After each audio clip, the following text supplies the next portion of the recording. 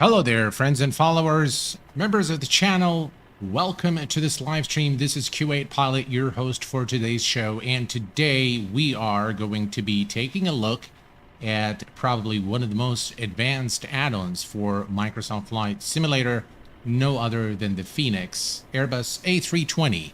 I want to welcome all of you aboard this live stream. MSR 2020, really excited for this. Welcome aboard, my friend Mehmed. Welcome aboard, my friend. And we are going to be taking a very close look at this aircraft. Bihar Asadi, welcome aboard, my friend. SF2417, welcome aboard. Glad to have you. The Martin, welcome aboard, my friend. Paul, thank you very much, sir. And Omari Joseph, welcome aboard. Nice to see you. Danny Roots, hello, my friend. Welcome aboard. Kabir, hello, my friend. Welcome. And hey, Fred, welcome aboard, my friend. Welcome, ladies and gentlemen, to this live stream. And today we are going to be flying a route selected by the VVIP members of the Q8 Pilot channel in a private poll to the members. They have voted for our route today from Salzburg in Austria to London Gatwick. This is a real-world British Airways flight, and I have flown this flight in real world, and I'm very excited to actually fly aboard the FENIX A320, this real-world flight today, and hopefully I will be able to provide you guys with a good show here, and where we are going to be taking a look at this really magnificent aircraft for Microsoft Flight Simulator. We will begin today by taking a look at the exterior model. We're going to do some close-ups and things like that. We're going to move to the interior and take a look at that as well. And then we are going to, we have with us Mr. Don, just became a member for 11 months. Thank you very much, sir, for your kind support. Mr. Don, a VVIP member for 11 months now. 1 month short of a year. Thank you very much, sir, for your support. Truly appreciate it. And what we're going to be doing today is we are going to be doing this flight from dispatch to shutdown. So I'm going to be doing the flight planning, everything live with you guys here so that I can maximize the benefit and be able to answer any questions that you might have. Let us begin by taking a look at the textures of this aircraft. And the first thing you will notice is that the textures of this aircraft is really of the highest quality. This is the 8K native textures. And if you look at the aircraft wings, at the aircraft fuselage, no matter where you look, let me slow this down a little bit here so you guys can take a better look here at the beautiful texture work done by FENIX Simulations on this Airbus. And no matter where you look, you will see fine details, commendable work by the team at FENIX, really developing this aircraft. Beautifully textured everywhere, inside out, the engines, the landing gear, everything has really been modeled with a lot of care and finesse, and it really does provide for a very authentic experience flying the Airbus A320. Just look at those beautiful engines and the beautiful texturing. The 3D model, of course, is an authentic replica of the Airbus A320. As you can see here, beautiful texture work. You can see those really marvelous looking wings and really a very beautiful rendition of the A320 in all respects, whether it's the 3D model, whether it's the texturing, everything has really been modeled with really quality in mind. And look at this here as we zoom in. Again, 8K native textures for all the liveries that are supplied with this aircraft. And we're going to take a look at the livery manager in just a minute. But you can't help but to admire the beautiful texturing and modeling of this aircraft.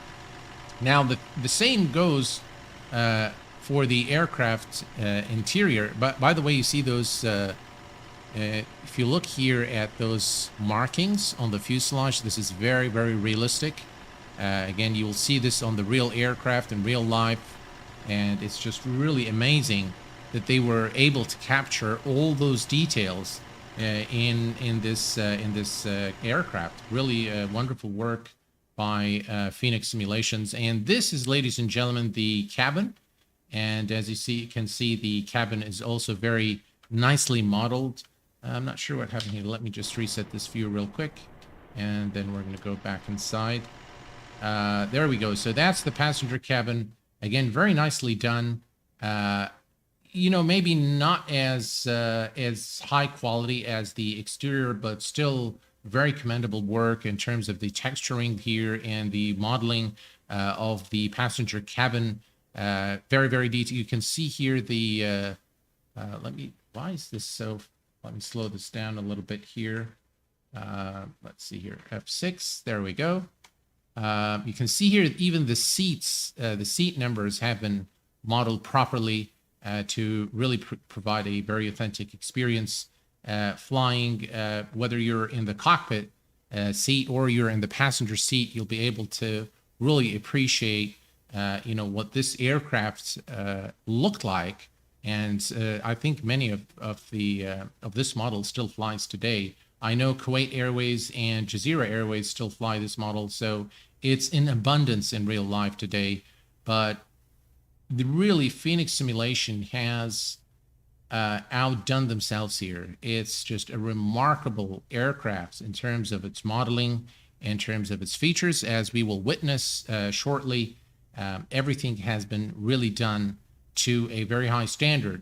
And I will say this, folks, when I saw the PMDG 737 come out for Microsoft Flight Simulator, I thought that this was it. And the bar is set too high. No one is going to be able to reach that level or at least match it. But I was wrong when the FENIX simulation, look at this 3D cockpit. I was wrong in thinking that, because the FENIX A320, to answer the question that was on the stream thumbnail, definitely is better than the PMDG in terms of the final finish, in terms of the integration, in terms of the quality, in terms of just everything. It is far better than the PMDG in just all departments, and it's cheaper. So, and we'll talk a little about that when we are airborne, but I just can't help but to admire and commend the team at FENIX Simulation for this rather remarkable work in terms of the 3D modeling, the texturing. Everything looks fantastic. The texture work is really, you can tell that they've taken their time to really look at the real aircraft and simulate and model things to look exactly like the real aircraft. And this is really commendable work. The final product is a very authentic and realistic experience and simulation of the Airbus A320. Now, the aircraft ships with, let me show you this here.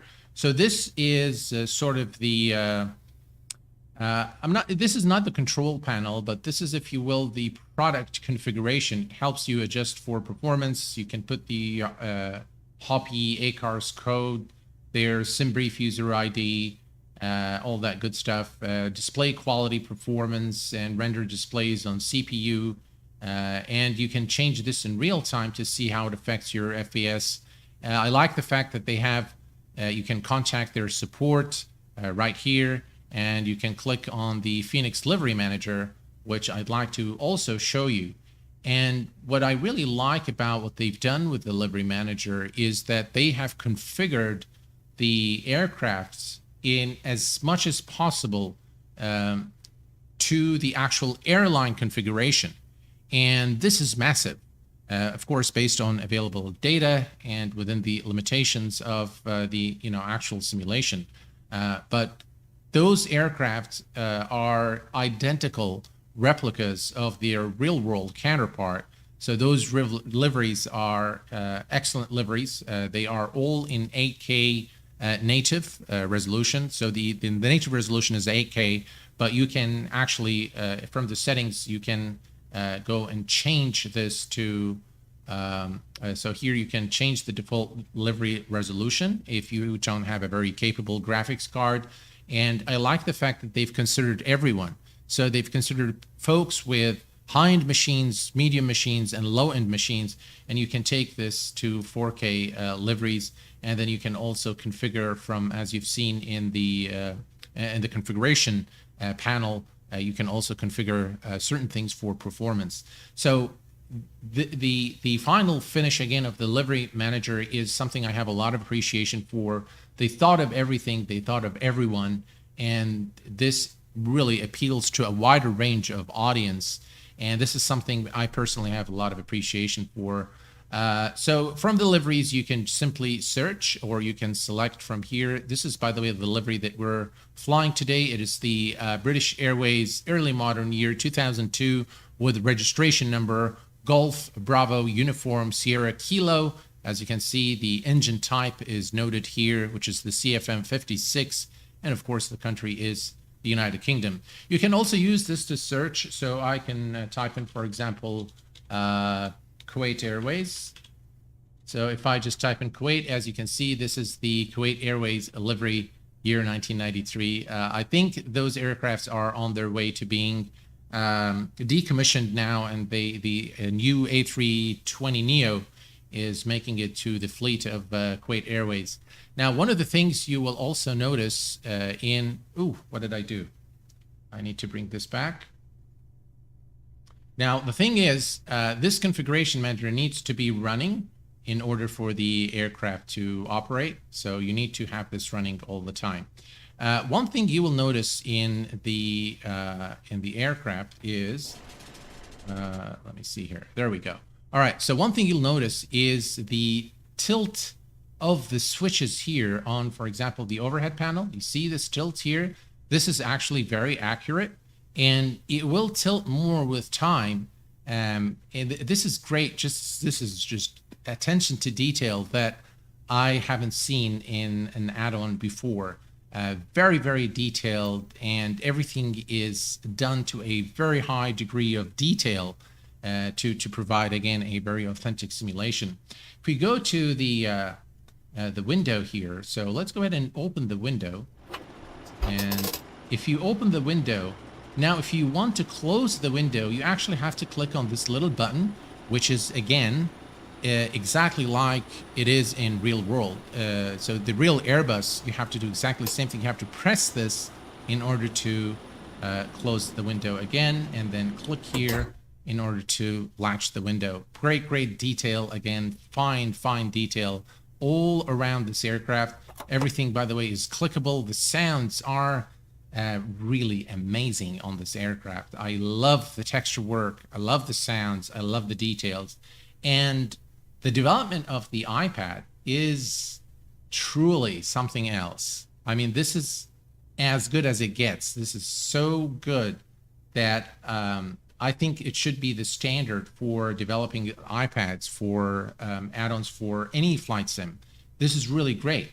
And we're going to take a look at this in detail. And what I'd like to do is to start actually prepping the aircraft for our flight today. It's going to be about a 2-hour flight from Salzburg to Gatwick, and we will explore the aircraft as we go during this flight. So the first thing we're going to do is we're going to bring up Sim Toolkit Pro, and I'm fortunate enough to have the latest development version, or the test build, from Dan himself, the developer of Sim Toolkit Pro. And as I've said, we are going to do this dispatch to shut down, hopefully. So we are going to go to flight plan, and we're going to select our current Salzburg, which is Lima Oscar Whiskey Sierra. That's Salzburg Airport, and we're heading today to London Gatwick, which is Echo Golf Kilo Kilo. And as you can see, this is the actual flight that I flew on a few years ago, British Airways flight 2653, which is going to be our flight today. I'm going to adjust the Zulu time here. So we're going to make this about, let's see, Let's make it 1600 Zulu. And kilograms, everything's good. And we're going to say generate flight plan. Now, once you generate the flight plan, you actually do not need anything else to operate this aircraft. You've got your Navigraph chart integration. You've got all your payload information available in the aircraft. Great integration with available add-ons in the flight sim community to really make your experience second to none in the FENIX A320. As you can see, this is our flight route today. We're going to be departing runway 15 through the Tower 38 departure, and we're going to be arriving into London Gatwick through the Teber 2 Golf, runway 26 left. This is an eyeless approach. As you can see, this is our flight path, and I'm going to take this away now, and we are going to use the available iPad to start configuring the aircraft. So far, I've done one flight in this aircraft, and that's simply because I don't really have much time due to work. Chief Sim Pilot, welcome aboard. Mr. Bull, Tim, hello, my friend. Welcome aboard. Glad to have you guys with us. And we've got Mitchie. Hello, Mitchie. Welcome aboard. Glad to have you with us. And we have Pilot Tim Gamers. Hello, my friend. The finer details really prove the love and pride FENIX took in making absolutely. Ramis, welcome aboard, my friend. Glad to have you with us on stream. The FENIX is the iPad. Yes, sir. I totally agree. Adam, welcome aboard, my friend. And we have also Gennady. Welcome aboard, my friend. Glad to have you guys with us. We're going to go to the iPad first, and we're going to just use thumb here. Again, the interface of this iPad, let alone the aircraft, is just the work that's gone into this is something I just really, it blew me away when I started looking at the features and how it is implemented and how the integration with SimBrief, with Navigraph, with the aircraft systems is totally seamless. This is excellent. And we're going to come here to we can import our flight. Now, since we've already created our flight, we're simply going to click on tap to import from SimBrief, and voila, there we go. Of course, because the time is incorrect, so it's showing that the aircraft is delayed by 1 hour and 42 minutes. You can, by the way, change this, so we can make this, for example, 1800 update standard. There we go. So we still have 39 minutes. Now, one of the nice things about this iPad is you can actually scroll like that. Just how cool is that? Look at that. You can, retrieve the METAR information, departure, arrival, and the alternate airport. And you can just scroll like you would on a real iPad, which is really, really cool. I really like that a lot. And the implementation of this, it must have been a lot of work, and it's great. The final result is definitely something that blows your mind, without a doubt. Let's go to ground services, and as you can see, the GPU is connected. The chocks cones are also in place. We'll worry about the tug and everything else later on. We're going to go to the mass and balance. And as you can see here, you already have everything loaded from SimBrief, which is great. Captain UK, welcome aboard. Glad to have you with us today. Santiago, hello, my friend. Welcome aboard. Glad to have you. Pedro, welcome aboard, my friend. Glad to have you with us here on stream tonight. As you can see, everything has been loaded from SimBrief automatically. And you can see the planned fuel. Or I beg your pardon, planned number of passengers. You can see, of course, none are boarded yet. And we have also the cargo as well as the planned fuel for this flight. Now, there are two things you can do. You can see, by the way, the zero fuel, the max zero fuel, gross weight, all the information is available here. And you can select load aircraft. You can actually use real time.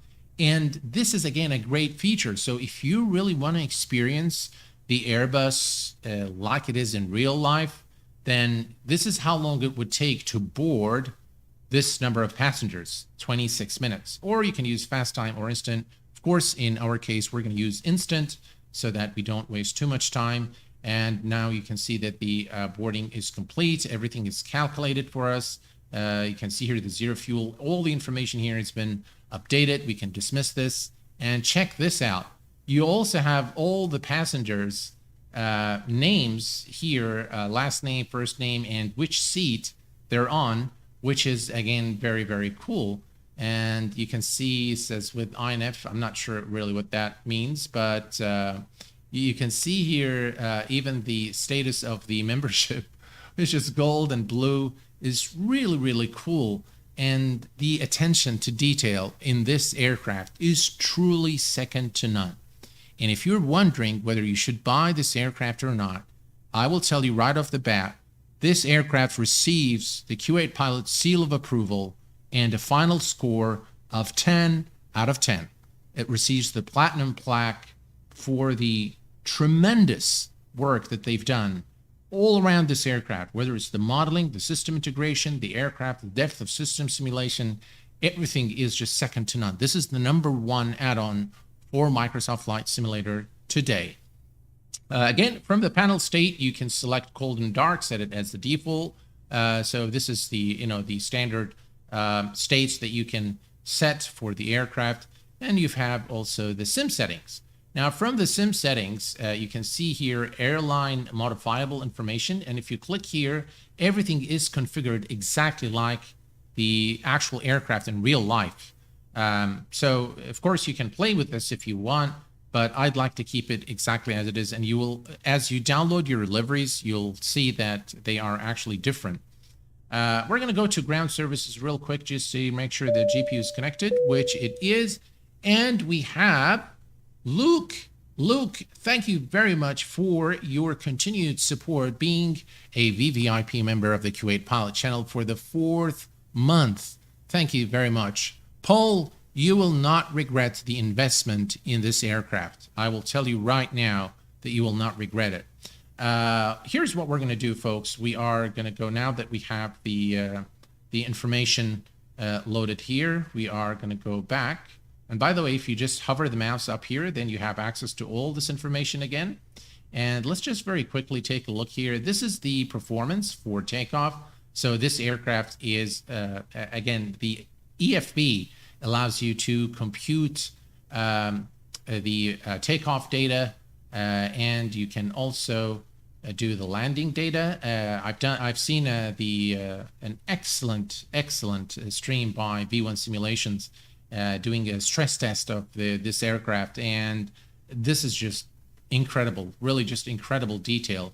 Again, your Navigraph integration for the charts, so you really don't need to really go anywhere or open any other window. Everything is right there for you to use and to really get the full experience. India Virtual Aviation, welcome aboard, my friend Mohammed Ryan. Welcome aboard. Thank you very much for being with us tonight. And of course, you have also the pilot brief. So this is where you have the operational flight plan. So we can actually click here again, and this is actually pretty nice, because now you have your entire flight plan. You don't need to go back to Sim Toolkit Pro. You don't need to go to any other tool, because you have everything right here. You have the weather information, you have all the NOTAMs, and you have the normal checklist and the FENIX user guide available to you again from within the aircraft, which is again very, very nice. You don't have to open anything. Everything is available for you within the aircraft, which is very, very cool. All right, so what we're going to do is we're going to head now over to the overhead panel, and we're going to turn on battery 1 and just check out those sounds. Battery 2, and we're going to turn on the external power. Listen to those beautiful sounds. Excellent. I just absolutely adore the sounds on this aircraft. Everything is spot on. We're going to go ahead and put this on STS number 1 here, and Adir's nav mode is selected, and we're going to come here and turn on ground control. Cruise supply. I am the captain flying today, so nav light on number 1. And we're going to turn on the seatbelt signs and non-smoking signs since we already have the aircraft loaded with passengers. We're going to arm the emergency lights, and we're going to turn on all our fuel pumps right there. And everything else here, everything here checks good. Everything here checks good. We are all good here. Perfect. Let's go ahead and uncage the display, and all the tests are being performed now. Perfect. Let's cancel the master caution, and we can now look at our sim brief plan. And if we look here, you'll see that the final cruise altitude today is 36,000 feet. So we are going to set that here real quick. 36,000 is set. Should be a nice approach into London Gatwick. 36,000 feet is set. And we can now go to the McDo. There we go. Now, again, full ACAR system is available. Full integration with SimBrief. We're going to go to the ATSU, go to the OAC menu. And we're going to use the flight initialization here. So we're going to use init data request to request the data. Did the update improve performance for you? I did not notice any improvement in performance, but the performance is pretty good. Not bad at all. So now we have the AOC data there. You have the flight. Let's go to received messages. As you can see now, we have the load sheet. So we're going to click on the load sheet and accept it.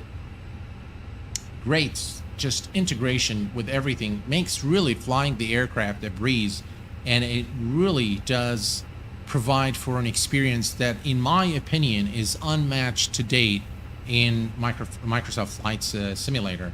All right, so we've accepted this. We're good. The load sheet has been viewed and accepted.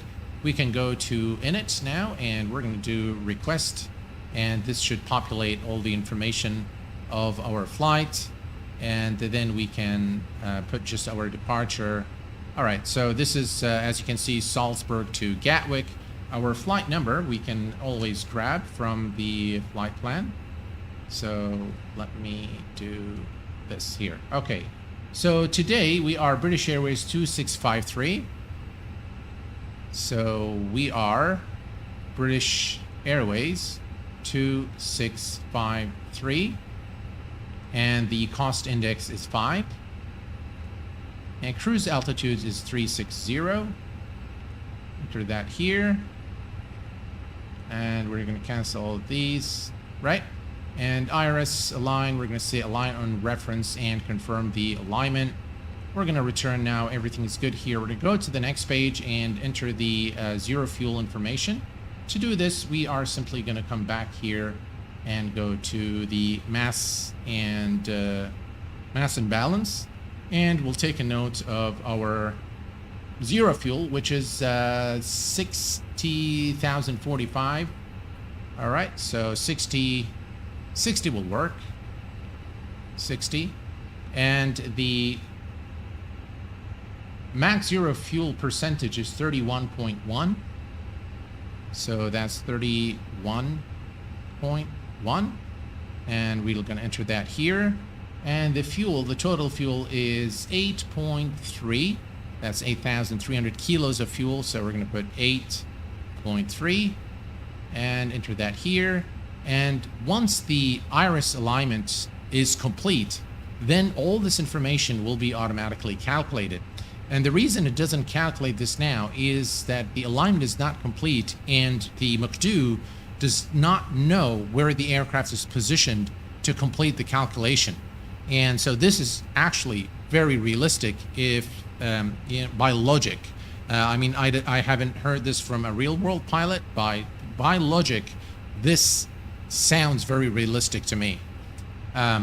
So we are going to go to the flight plan. As you can see, we are today going to be departing. Let's see here. We're going to go to the pilot brief again. And if we go to our flight plan, here. As you can see, we are departing runway 15 through the Tron 3 Bravo. Right, so we're going to click on Salzburg, select the departure, runway 15 through the Tron 3 Bravo. That's the one there. And insert. And it inserts us beautifully there. It dates all the information. And then we're going to go to London Gatwick. And we're going to select our arrival. We're doing an ILS runway 26 left at Gatwick. And let's take a look at our star, which is the Tibra 2 Golf. Tibra 2 Golf. All right. We're going to select, that's the one, I just missed it. Tibra 2 Golf star into London Gatwick. And we're going to insert that. And we can go now to the plan page and make sure there are, ooh, look at that departure. We can go to the next page here to just take a look at our flight plan, make sure there are no discontinuities along the route. And if there are any, of course, we are going to clear them.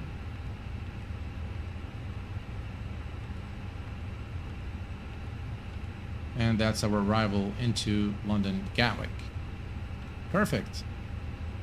We're going to put this back on arc. We're going to wait about 2 minutes for iris alignment to complete. In the meantime, we are going to go ahead and start the APU. So APU master is on. And the minute you start the APU, you will notice that you have to wait for the flaps to open before you can actually start the APU. Let's go ahead and start. Now, if we look at the back of the aircraft here, we should start hearing the APU sounds. There you go. Look at that. Beautiful. The sounds are really very well made on this aircraft, I must say. I really like the sounds on this aircraft. The 3D model, everything is just absolutely commendable. All right, so now we have the APU starting. We'll just wait for the APU to become available, and we can actually turn on our beacon lights. Let's go ahead and turn on the beacon lights. We're actually good to go. Let's very quickly take a look at the weather information. And if we look at the weather information here at, let's see.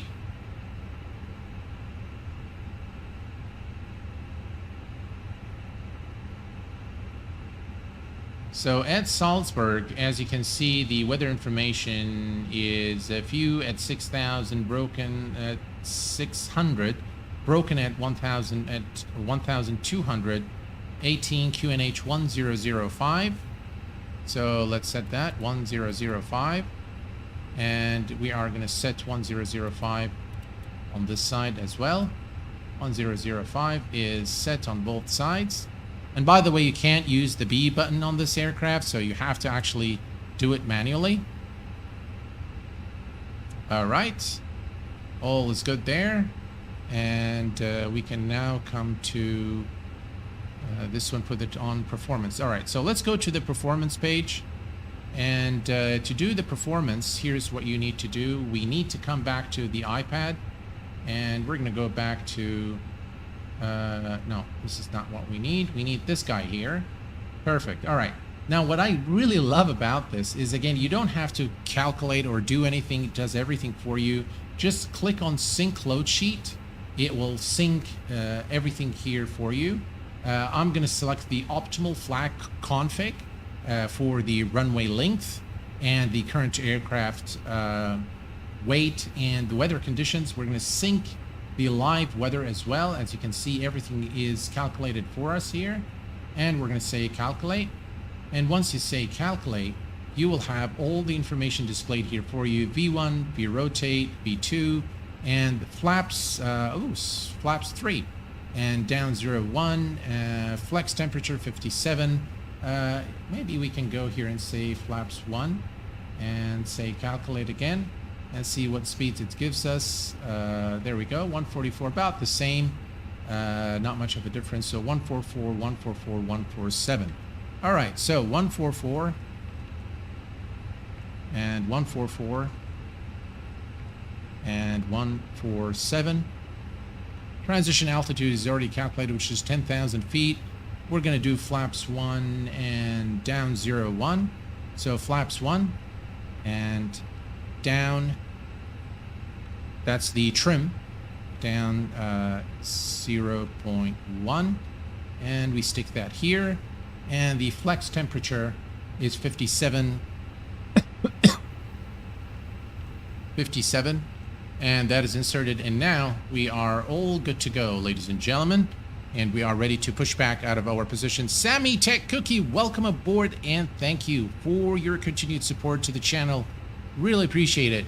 We just greeted each other in German. I hope this does not break the rules. No. That's fine. That's okay. And we have also Lawler Pilot. Hello, my friend. Good evening to you. Glad to have you. Steve Van, welcome aboard. Glad to have you with us. Can't wait on this plane, but it's my next purchase for sure. And I will tell you, Mr. Van, that you will not regret purchasing this aircraft. A great investment and one that I highly recommend. Great fun, and really, this is it really sets the bar very high for add-ons for Microsoft Flight Simulator and for flight simming. I think in general, this is really excellent. Sim Toolkit Pro, Dan, welcome aboard. Good evening to you, my friend. Yes, it is a phenomenal aircraft. It looks incredible. Folks, say hello to Sim Toolkit Pro, the developer of the great tool that I have been using for many years, which is this one here. And this is the the tool that that you see on all my streams, basically. And we're going to connect to Microsoft Flight Simulator so that you guys can see the. I'm not sure where is my flight information bar, but it's not appearing. But that's okay, because I'm using a test build, so there might be something that I missed doing. Maybe I need to update. Let me see if I can close this in. Hey, there we go. All right, now you can see the flight information at the very top for our flight today. So we are pretty much now ready to push back out of our position. Runway 15 is, I believe, if we look out here, runway 15 is right there. So we are going to probably push back to this side and go all the way. Runway 33 is that one there. So yeah, runway 15 is on the other side. So let's go ahead and we have the beacon lights turned on. APU bleed is turned on. We can now turn off the external power, and we can dismiss the external power here from the menu. So we're going to come back here, and we are going to go to ground services. And from the ground services, we are going to remove the GPU, and we're going to remove the chocks and cones, and we're going to make sure our parking brake is set, which it is. And now we can begin the pushback. All right, so we're going to say connect the tug. And for some reason, the toolbar pushback doesn't really work with this aircraft, and I'm not really sure why. But we're just going to use the default pushback truck here to push out of our position. And yeah, all's fine and dandy.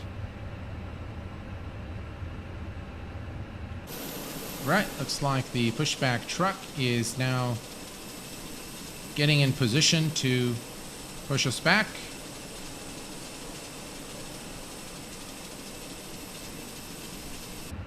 Right, the pushback truck is now in position, and we can just simply come here and say, let's release the parking brake. And we are going to say start. And as you can see, again, self-sufficient add-on. This is what I call this, a self-sufficient add-on. We're going to turn to the other side. By the way, this scenery is that of Just Sim for Salzburg. I believe there is. I'm not sure if there is a freeware scenery for Salzburg, but this is. I think this is good. We can stop here, and we can stop the tug. We're gonna set our parking brake, and let's go and start our engines. Engine mode selector, and we're gonna start with the engine number 2 first. And by the way, you saw the movement of the switch as you click, it moves up, and then so it moves upwards and then forward, and that is actually how you start the Airbus engine. The sounds are again spot on, really very nice sounds aboard this aircraft. And here is the engine starting. Again, beautiful engine sounds. Next update should make things a bit easier to use. Yeah, I like the interface of SimToolkit Pro. Definitely the new changes are excellent, Dan. I really like it a lot, and I can see all the improvements that you've made. So really excellent add-on, and glad to see you back on the scene and updating this really great tool. All right, we have a good start now on the engine number 2. An engine is available, and let's go ahead and start engine number 1. And in the meantime, we are going to set the parking, the auto brake to maximum, and we're going to arm the speed brake, and we're going to set flaps 1 and set our trim to 0.01 down, which is now set, and all is good. And just now we have to wait for the second engine to start, or engine number 1 to start, and then we're good to go. Let me bring up the lights here. By the way, the night lights are phenomenal. Night approaches in this aircraft are simply outstanding. They are just so realistic. Oh, just listen to all those sounds. Beautiful. Just absolutely beautiful.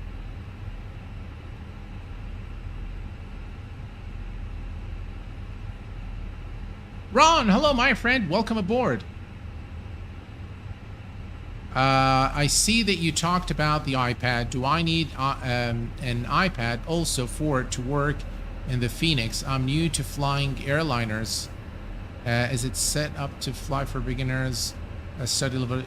Ron, this is I would call this a study level aircraft, but there is a ton of tutorials to help you fly, and I hope by following along today that you'll be able to operate this aircraft. I have many tutorials. There are an abundant videos on how to fly the A320, and I'm sure they will be very helpful for you should you decide to purchase this aircraft. We are now good. Engine mode selector back to normal. APU bleed can go off, and the APU master is off. We're going to turn on the runway turn off lights and the nose lights to taxi. And we are now, folks, ready to taxi to the runway. We are going to release the parking brake. First, we're going to do full up, full down, full left, full right, pedal, full left, full right, neutral. All's good. All controls checks okay.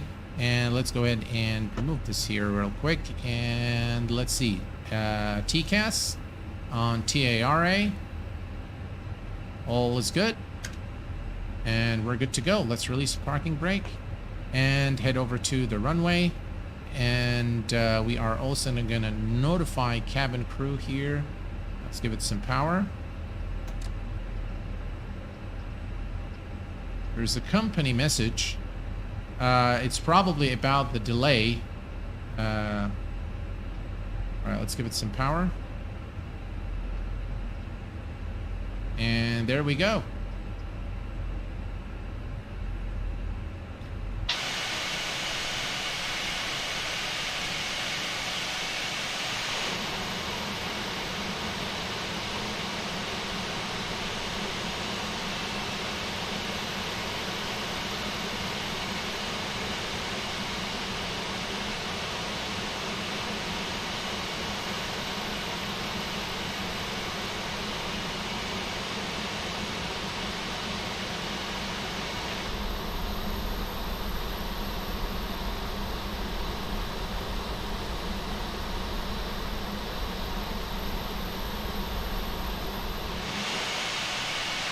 Do you guys notice how the sound changes as we change the angle of view?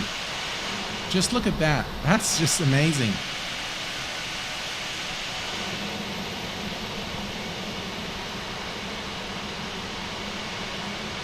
Fantastic aircraft, really.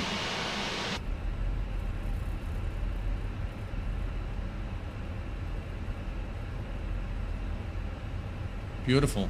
Just really a beautiful aircraft by FENIX Simulations. Right, we can test the takeoff config. All checks normal.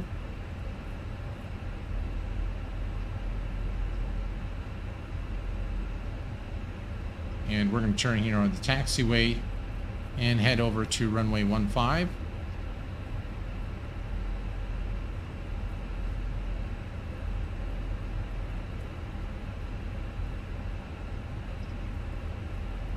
Very nice scenery of Salzburg Airport in Austria. Aaron, good evening, my friend, and welcome aboard. Glad to have you with us tonight here.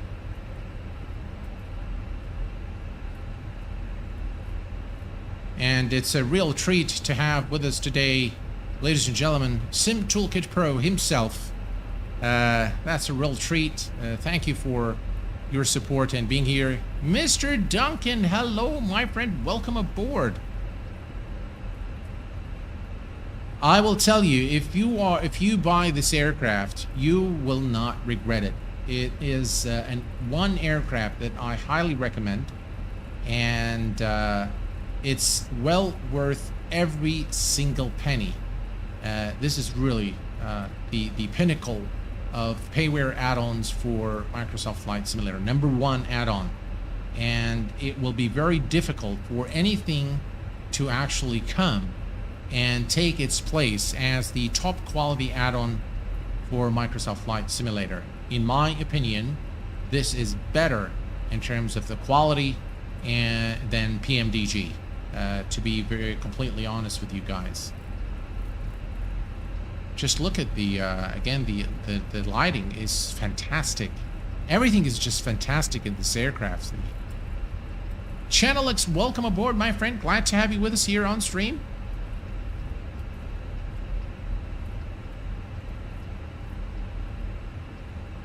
Don't want to get too carried away there. By the way, guys, in all of the aircraft, there is something I want to show you here. Let me just bring the aircraft to a stop. There is something I want to show you, and that is not available in any aircraft yet in Microsoft Flight Simulator, which is the rain effect, the wipers and the rain effect. So I'm going to come here very quickly, and I'm going to change the weather to rain. All right. And why is it not raining? All right, let's see here if we can do, for example, storm. Doesn't want to rain for some reason. I wanted to show you the rain on the windshield, but let's see here, maybe here. Not sure why it's not showing the rain now, but maybe we'll do it later. It's the only, it is actually the only aircraft that when you turn on the wipers, it actually moves away the raindrops from the window. Unfortunately, it doesn't want to do it here. Maybe we'll do it once we land at Gatwick. Let's go back to live weather. And let's head over to the runway. I'll try to show you guys this as we approach Gatwick. All right.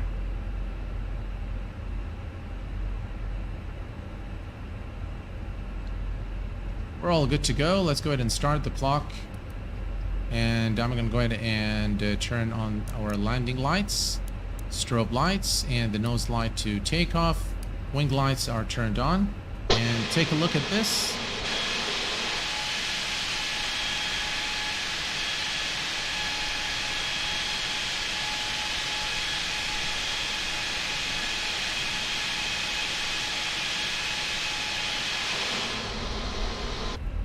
Beautiful.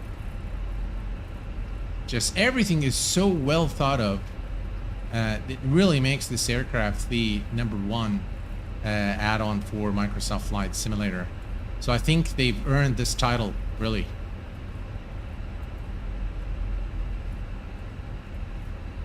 All right, here we go. That's runway 15, where we are going to depart Salzburg.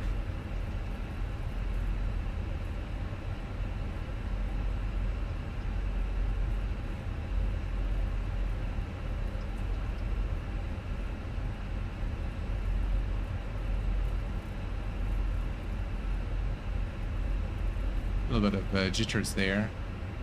All right. So let's take this to 50%.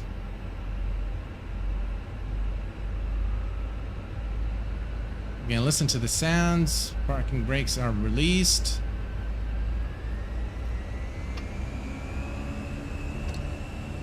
Manflex, SRS, and runway.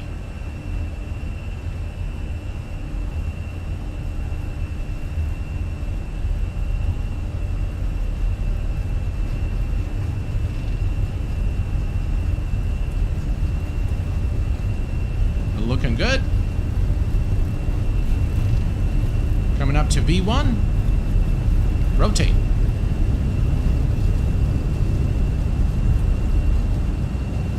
And positive rate of climb. Gears going up. What a beautiful departure out of Salzburg.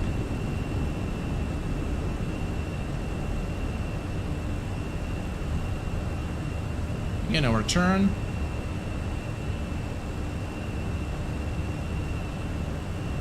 Climb thrust.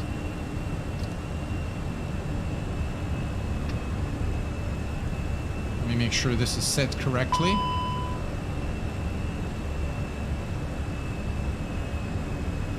Alright, autopilot 1 is engaged. What is it complaining about? Autoflight, it's, alright, we can fix this. Let's remove that. There we go. Auto throttle, climb thrust. Alright, so we fixed it.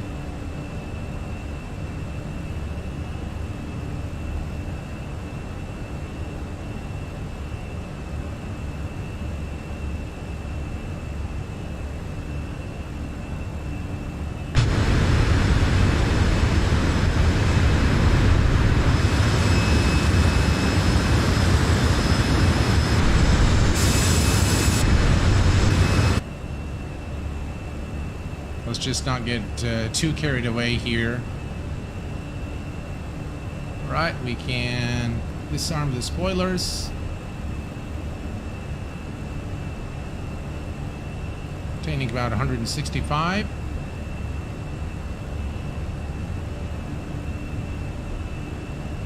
Looking good.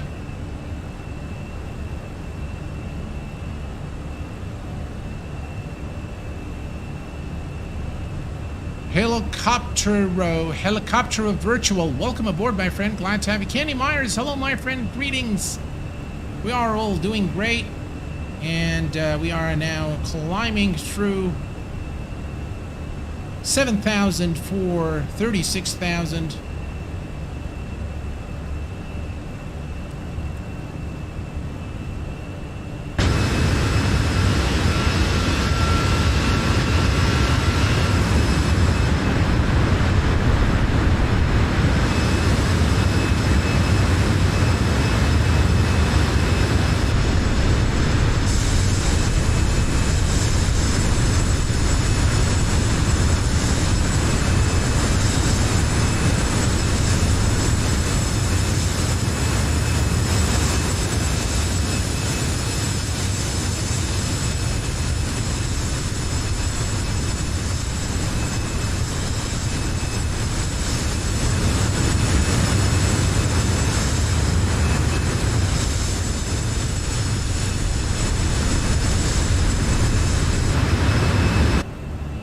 What a beautiful looking aircraft. It's just, wow, phenomenal.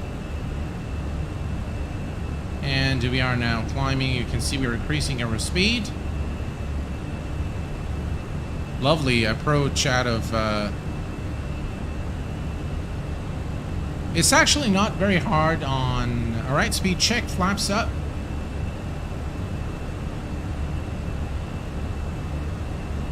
It's actually pretty good on frames. If you select the performance from the control panel menu, I think it's pretty good in performance. And we can see that there's a little bit of rain here. I'm going to try to show you guys this. Now the wiper isn't working. Huh. Strange. Right, we're approaching 10,000 feet. Let's turn off the landing lights. And runway turn off lights. Nose lights. Wing lights. And bear reference standard on both sides. And we continue now our climb, ladies and gentlemen, to 36,000 feet, which is our final cruise altitude for this flight today. Overspeed for the wiper, yeah, probably. But this view is phenomenal.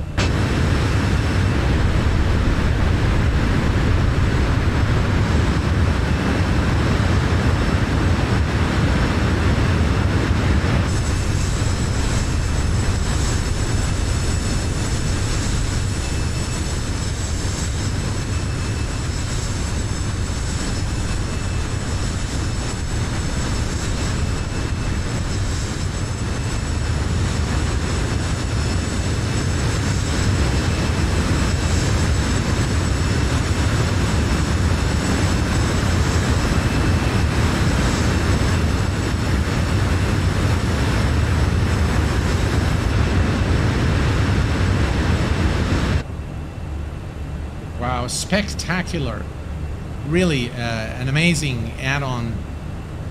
Wow, this is just such a good time for flight simulation. This is all good. This is disabled, and yeah, all's looking good. I think we never had better times in the flight simulation community with all these excellent add-ons for Microsoft Flight Simulator and for X-Plane 11. And by the way, folks, I am planning a flight in the Rotate MD-11 very soon. Do you turn off film grain in the user.cfg? Yes, that's where you turn off film grain. And I highly recommend that you turn it off. I do have a tutorial on it. I think it's the sim looks a lot better without the film grain, to be honest.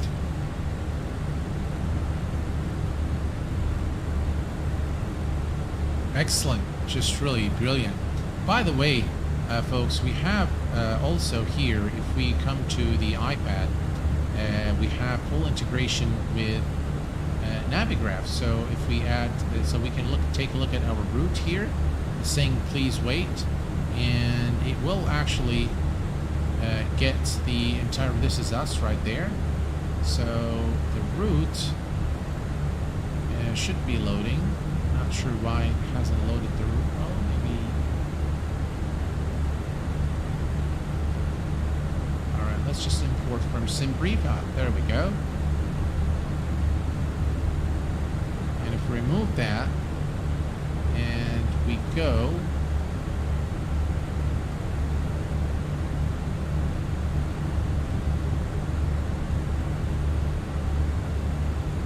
not where we are.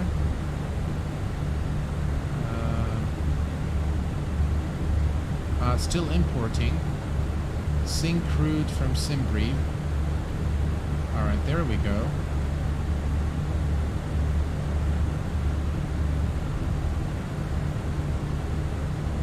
Let's see.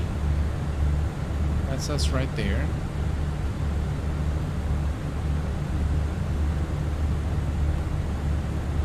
Not sure why it doesn't draw the actual route, but that's us right there. And if we click actually on Gatwick, for example, so you get all the charts for Gatwick, and this is the, for example, the arrival. And if we've got also the approach charts. You've got everything there. You go to approach, and let's see here if we can scroll down. There we go. And we've got ILS for runway 26. That's 26 left, so that's the one. 26 left. I think this is an ILS approach as well.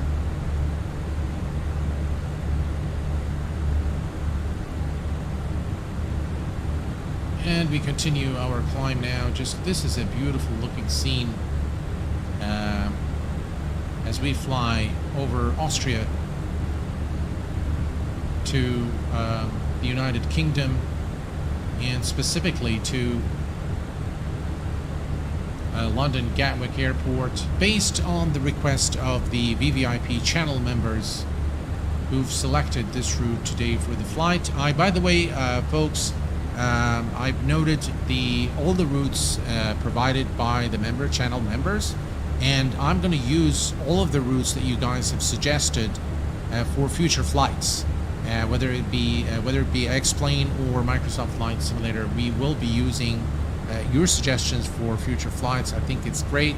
Euron Cleese, hello my friend. Can this model from FENIX cross the pond?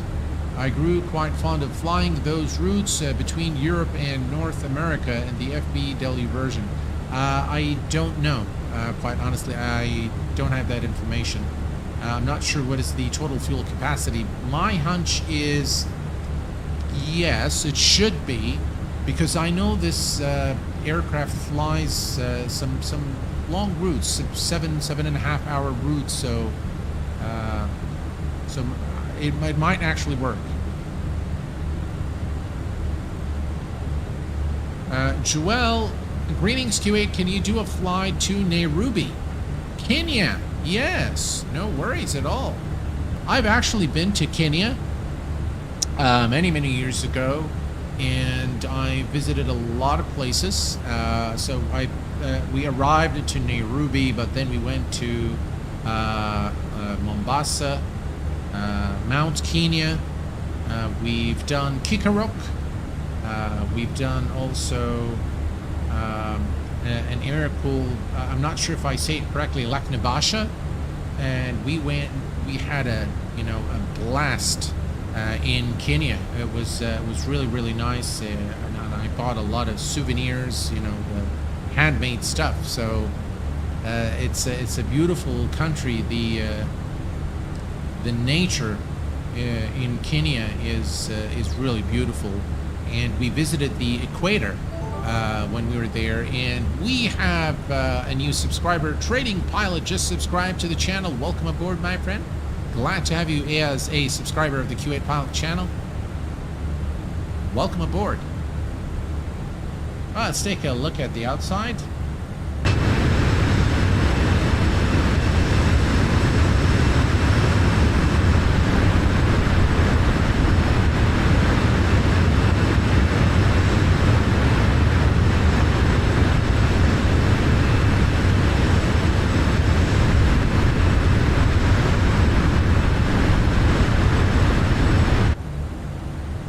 Beautiful aircraft, and really the scene here is a fantastic scene. Let me take a look here real quick at the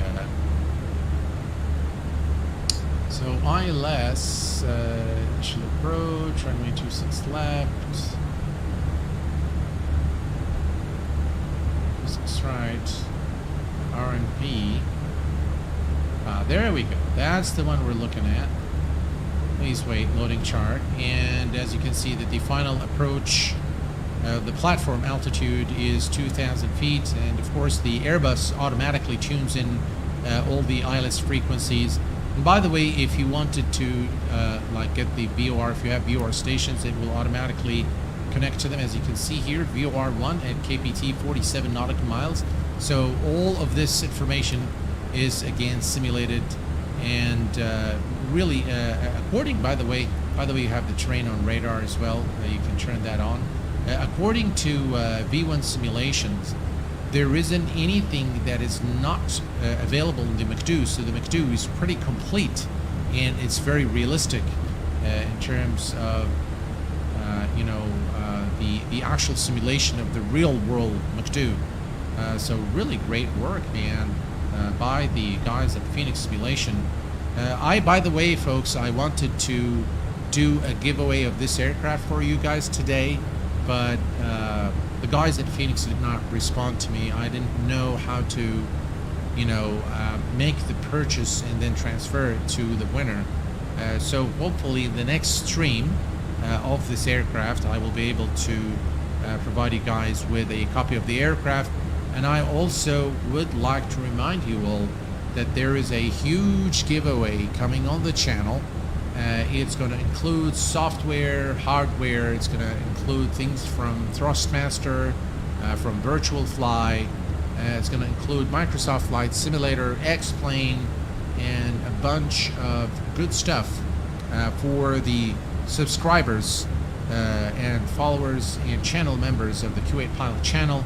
And there will be something very special for the channel members as well that I plan on coming very soon, including exclusive videos. That is also coming very soon.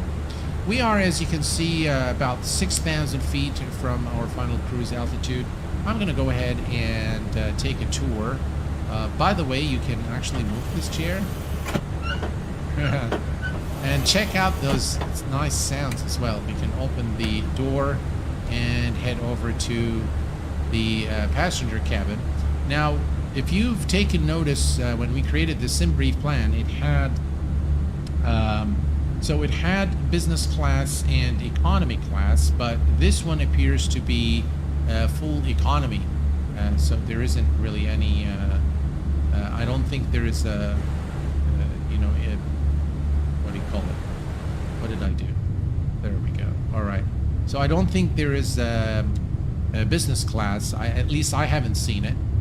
But this is a nice window view there for your viewing pleasure.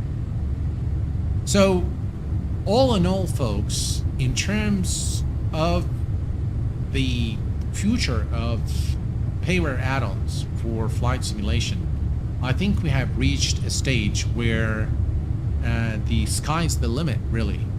And just seeing the development of add-ons from maybe 2-3 years ago and right now, I'm just amazed at how much where we were and where we are today in terms of the development of those add-ons and how things have gotten to a level where you can actually experience what real pilots experience.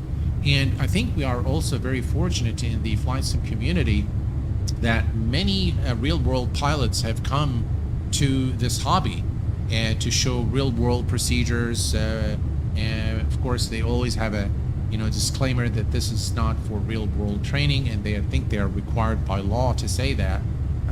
But I think we are very fortunate because not only do we have the perspective from an add-on point of view, but from a real pilot point of view. So for example, for me, where I think I add value to the community is I have a lot of experience with the add-ons, and I can tell you guys whether something is worth your money or not. And I show you everything I can show you, and then I leave the final decision for you to decide. But when we have a real-world pilot, they can actually vouch for the flight model. They can vouch for the accuracy of simulation and everything else. And if you watch the V1 simulation stream on this aircraft, the stress test stream, he uses just about everything in the aircraft. He does a diversion, he does a lot of different things, failures, hydraulic failure, and this aircraft, by the way, is capable of doing failures and what have you. And there is also, by the way, no, that's not what I wanted to do. There we go. Oh, come on. All right, there we go. So if you go here to the back, and if we come here, you see those circuit breakers? They're actually modeled. Can you believe that? All the circuit breakers here, well, maybe not all of them, but most of them are modeled, and you can have some extra fun by, you know, simulating failures, which is again great. I really love the fact that that they are simulated, and it just gives you extra fun and challenge if that's what you choose to do. We're almost at our final cruise altitude of 36,000 feet, and we're doing pretty well. 20 minutes into our flight. I'm going to go ahead and turn off the passenger, and we can release cabin crew as well.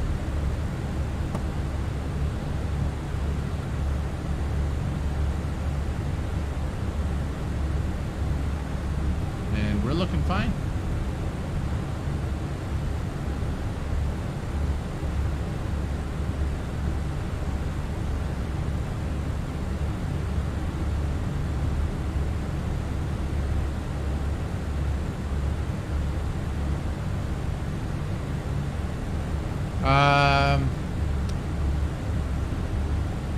You have been all over the world. You need to visit Oregon, USA soon. Oh, that's okay. So in terms of today, by the way, folks, we had a terrible sandstorm in Kuwait, and the sky was literally dark red from all the sand. It was really terrible. The folks were dismissed from work, and they were asked to go home. And thankfully, you know, the kids were rushed back to the house as well. It was really a disastrous sandstorm in Kuwait today. Very, very bad. We are now cruising at 36,000 feet, ladies and gentlemen, which is our final cruise altitude. And I'm going to be taking a short break, but let me bring this back here, maybe right there. Yeah, that's a nice view for you guys. I'm going to take a short break and come back in just a few moments. There's something I need to attend to, and I'll be right back with you guys. Thank you very much, Kenny. Appreciate it, my friend. We are all safe and sound at home. And today, yeah, we did not go anywhere today. I got back from work, and we just decided to close all the doors and stay home for the day. And in the meantime, folks, while you are watching the stream, I appreciate you hitting that like button for me. And if you haven't clicked that notification button, please go ahead and click that as well, so that you are notified of the latest videos and streams on the channel, and be on the lookout for upcoming giveaways coming on the channel very, very soon. All right, I'll see you guys in just a little bit.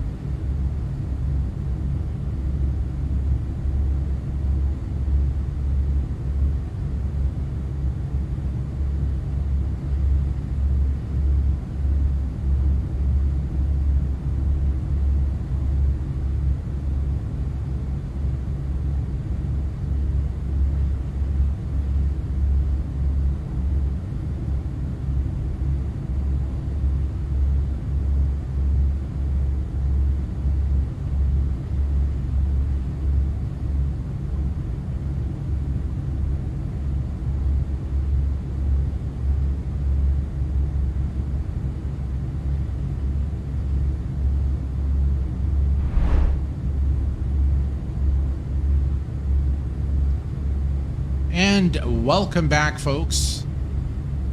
We are cruising at 36,000 feet. And let's go ahead and check the McDo real quick. Back in the flight deck where everything is going as it should.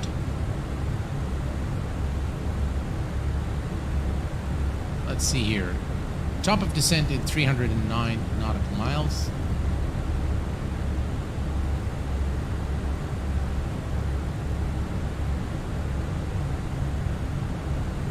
Beautiful.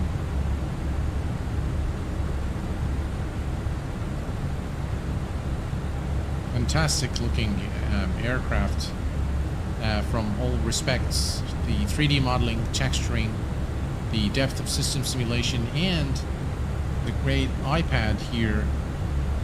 Everything is just really done to an exceptional standard. Again, by the way, you can here configure the brightness of your EFB, enter your SimBrief username. You can select the chart mode default display to be day or night, and you can click here for the sim settings as well.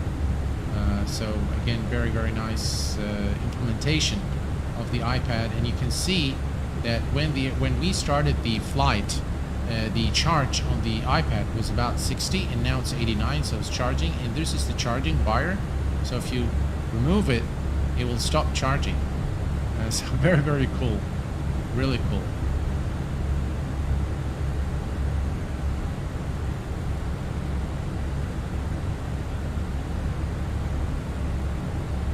Perfect.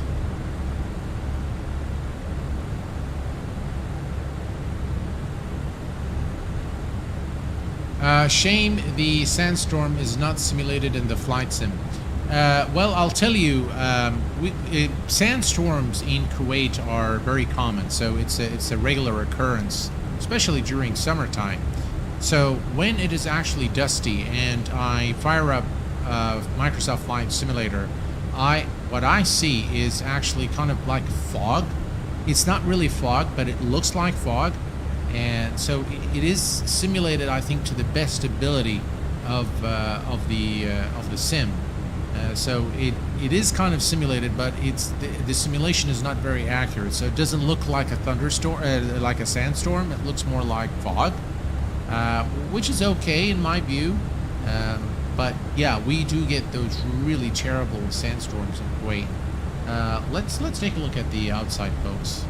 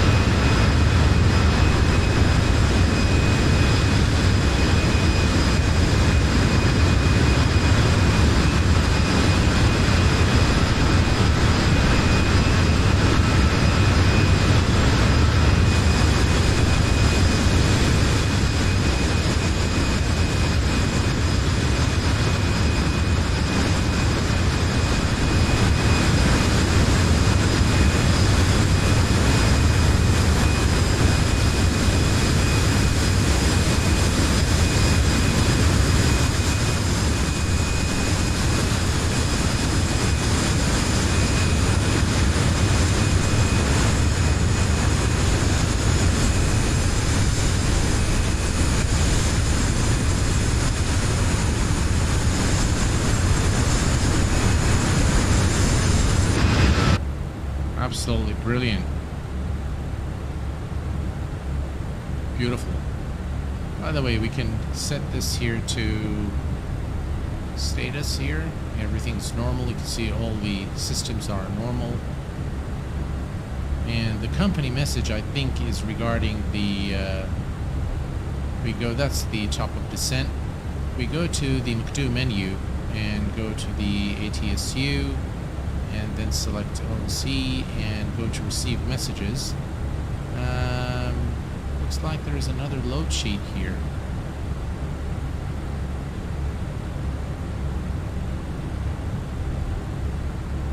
You can set diversions, by the way. You can also get the METAR. So if I go weather request, and we can select Echo Golf Kilo Kilo, which is London Gatwick. And we're going to say send. And we're going to go to return. And if you go to messages now, still not there. Received messages. There we go. Weather data is now received. And now you have the weather data for London Gatwick, which is 250 knots, 250 degrees, 7 knot wind, cloud and visibility okay. 14 is the current temperature, and the altimeter is 1001. Everything is similar. Nothing is enough, with the exception maybe of the weather radar, because of the limitation in the Microsoft SDK.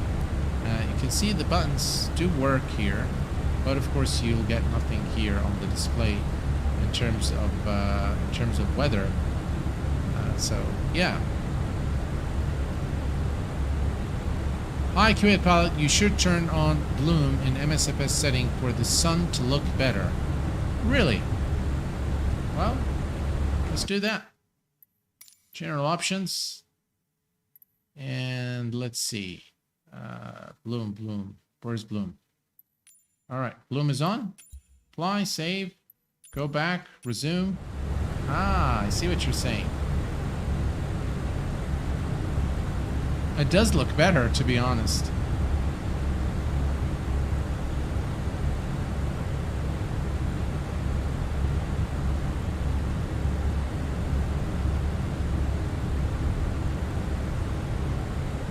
Geek, hello my friend, welcome aboard, glad to have you with us. John Jacob, hello my friend.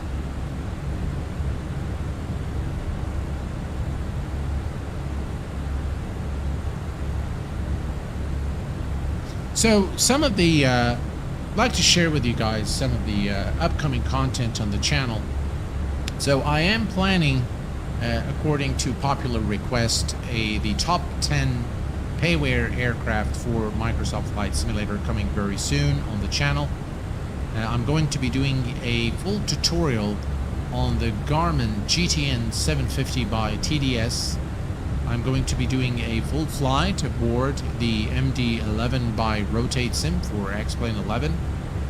And anything else that you guys would like, of course, you can always suggest routes via my Discord, but for scheduled streams, the channel members will be the ones selecting the routes either from the list that I provide, or they can make a suggestion.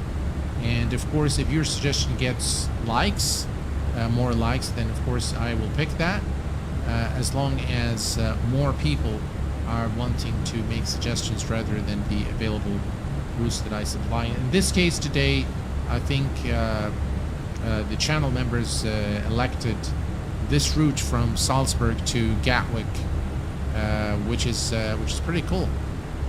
Which is a cool route.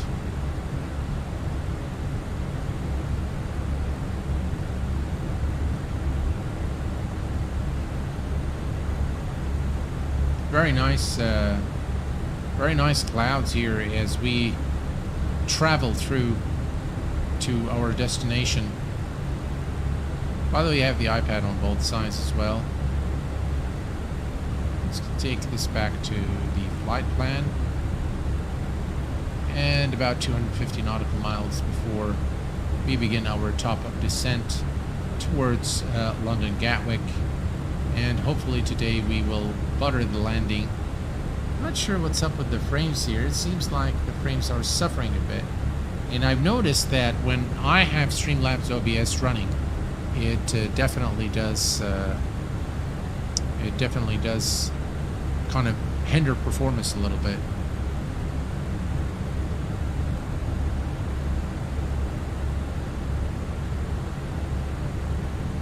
I really like the MD-11, although I won't buy it because it seems complex, and I'm not a fan of older aircraft. Oh, really? That's very interesting, AvGeek, because I really love flying the classics, such as the MD-11 or the Fly Jason 727, the 732.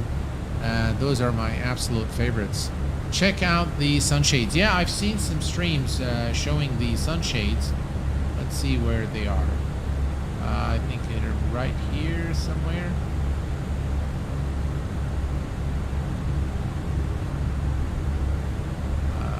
Let's see. Where are the sunshades? There we go. Oh, just look at that.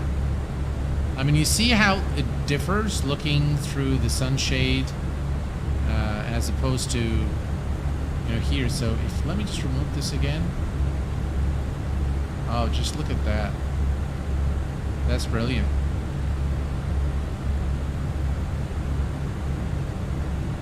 Everything's just so well made in this aircraft.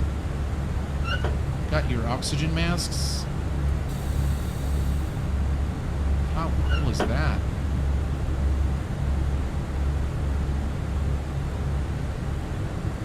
Yeah, it's just brilliant. Everything is done so well in this aircraft.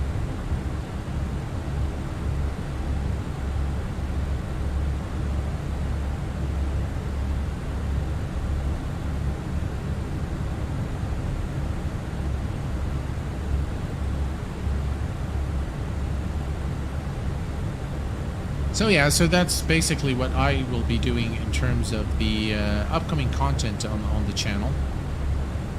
And maybe I can bring up, let's see.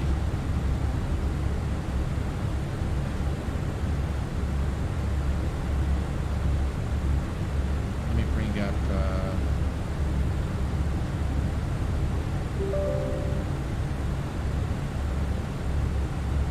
all right, let's see if we can bring up Europe.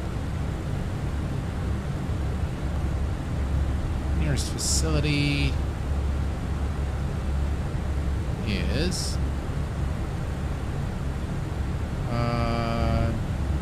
that should work.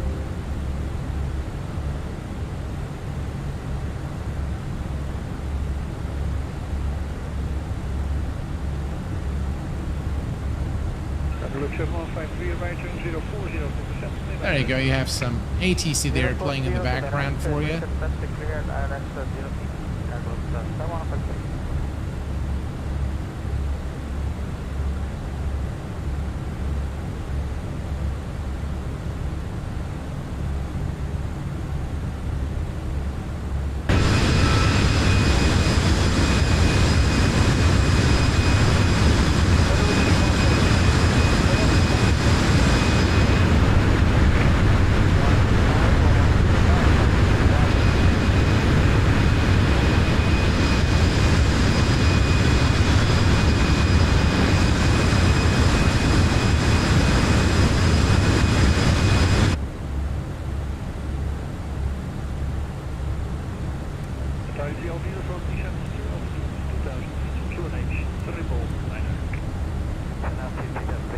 Right, if we check our flight plan here real quick, and we are 217 nautical miles from top of descent.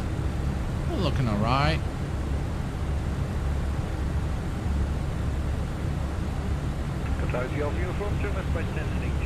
The sunshade are, yeah, they're definitely very nice, well implemented like everything else on this aircraft. Desmo, hello my friend. Red button on handheld mic toggles EFB show hide when you can't work. Oh, that's great to know.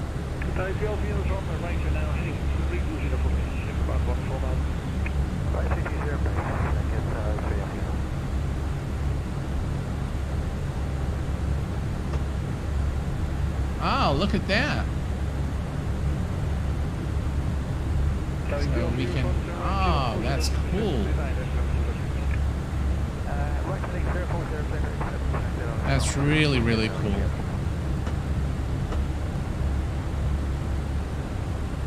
Oh, look at that. We'll bring this one here on this side.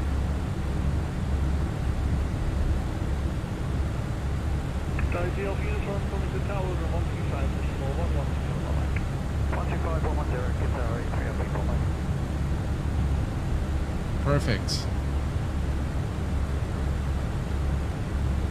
Chief Sim Pilot, looking awesome Q8. Thank you very much, sir. Appreciate it.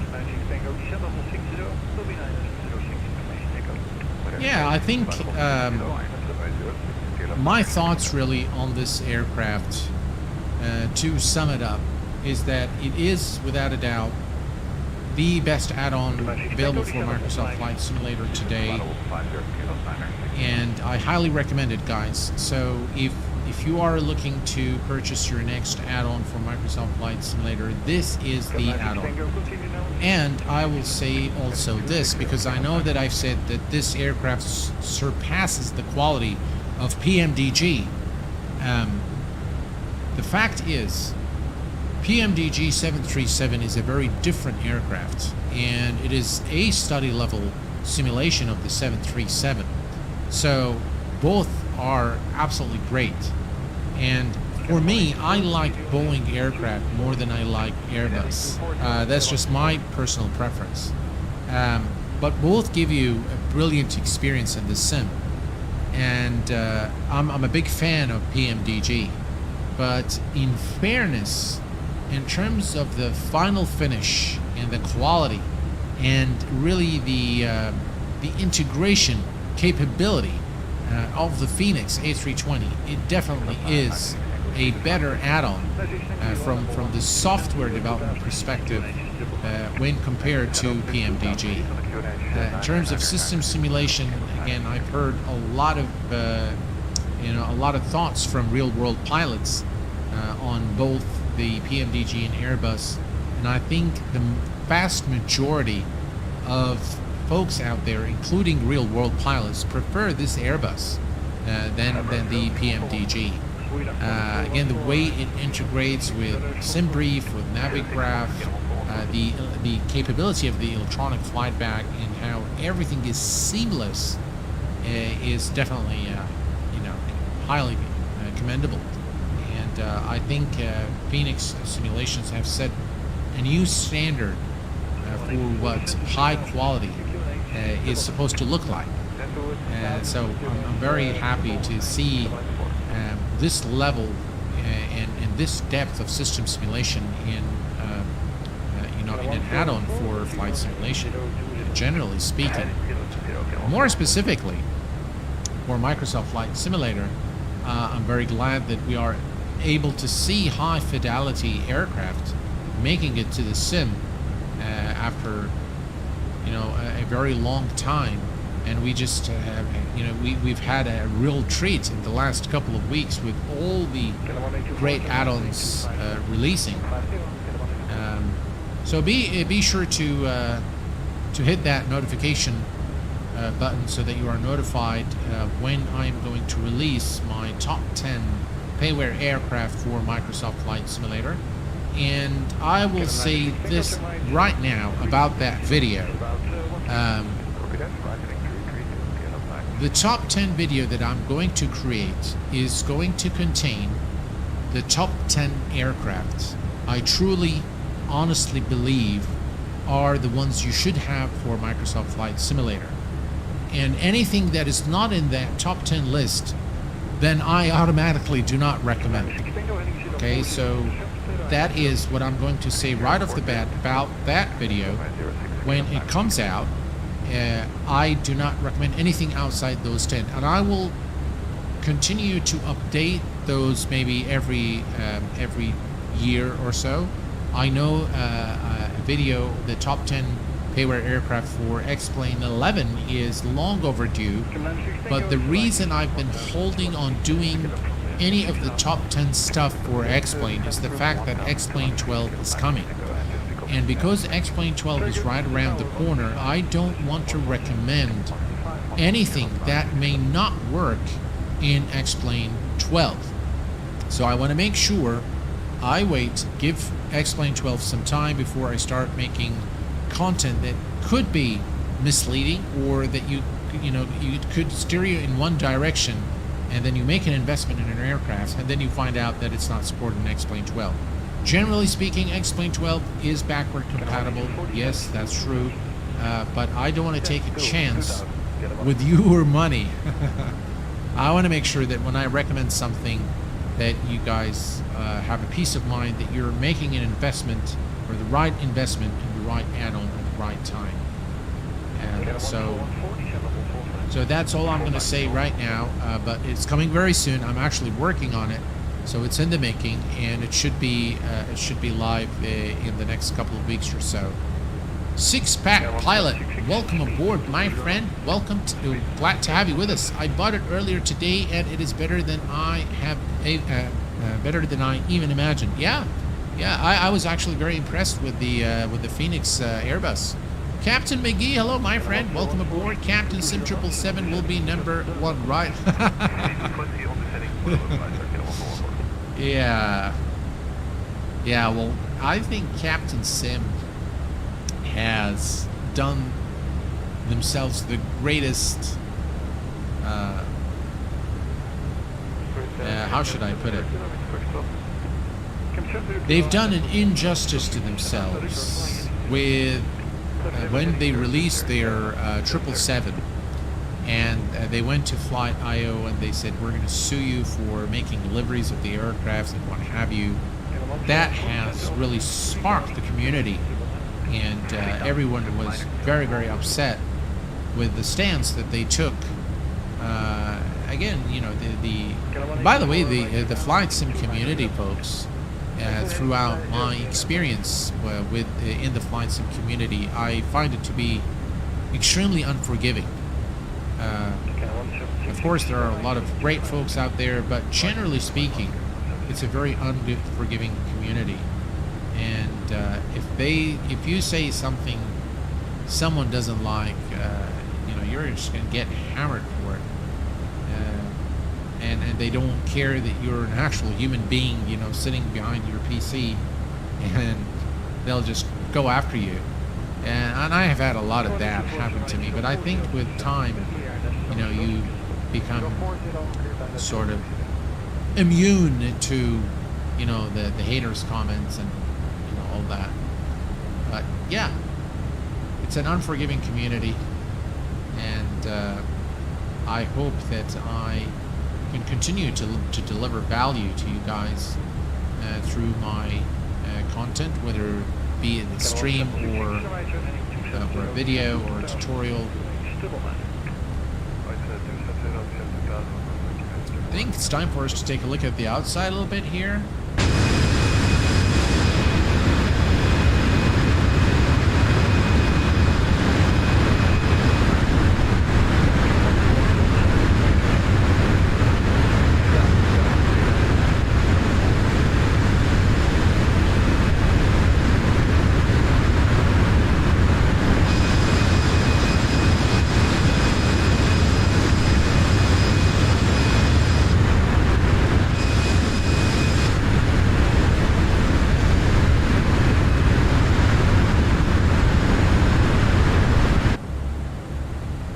Really spectacular. Looks amazing. Alright, so if we look down here, we are 145 nautical miles from top of descent. Actually, what we can do now, folks, is we can let's see here, we can actually program the arrival information, and to do this we are going to here, go to the weather information. All right, let's go to performance, or I think, all right, we'll go to the next phase, and that's the approach. The QNH at London Gatwick is 1001, so 1001, and the current temperature is 15 Celsius, pleasant. And the current wind is 250, 11 knots. 250, 11 knots. Transition altitude is set 6,000 feet, which is correct. VAV's 122. Radio, we'll just put 200 there. And we have the destination information ready. And if we look here at performance here, TD 136, perfect. Alright, so all's good. That is just a beautiful view here. You've got to love the panel work and 3D modeling, the texturing, Everything's just done to a very high standard. Good, brilliant aircraft.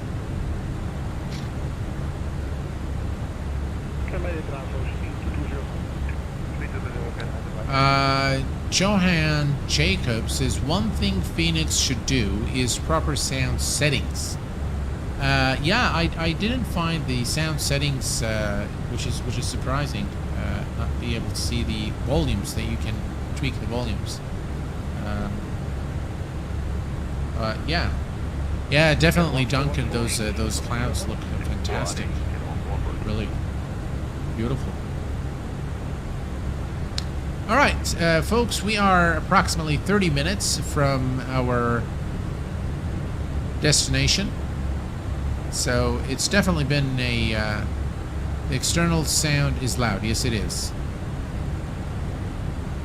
100% yes, sound setting sliders. Yeah, I'm sure that they will, you know, listen to the community and that they will probably bring it in a future update. Or find a way that will allow us to adjust the sounds, but they are definitely very loud, especially the external sounds. Now, I know you can go through the Microsoft options menu and reduce the volumes there, but overall I think they are very loud, yeah. And it's always a good idea to be able to, you know, adjust the sounds within the EFB.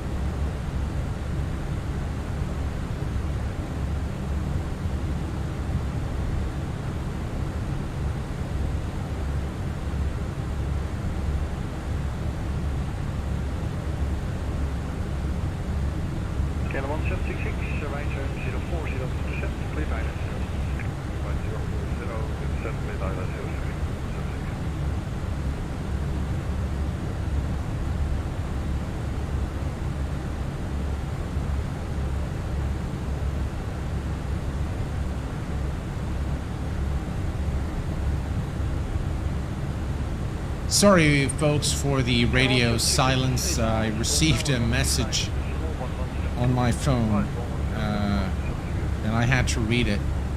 So apologies for the radio silence there.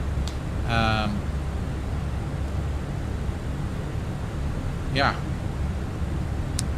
Good day to you, Steve. Hello, my friend. Welcome aboard. Glad to have you with us. Just in time for our top of descent and our descent into London Gatwick. It's been quite a flight, and I think probably this is one of the longer longer streams that I've done on the channel. I normally pick very short routes in order to, you know, save time, basically. But yeah, this has been an exceptionally long one for me, probably. But it's very enjoyable flying the Airbus A320 without a doubt. And hopefully we will be able to do a nice landing into London Gatwick. We have about 250 degrees, 11 degree wind there as we, 11 knots wind, beg your pardon. And so Yeah, should be an interesting approach into Gatwick, without a doubt.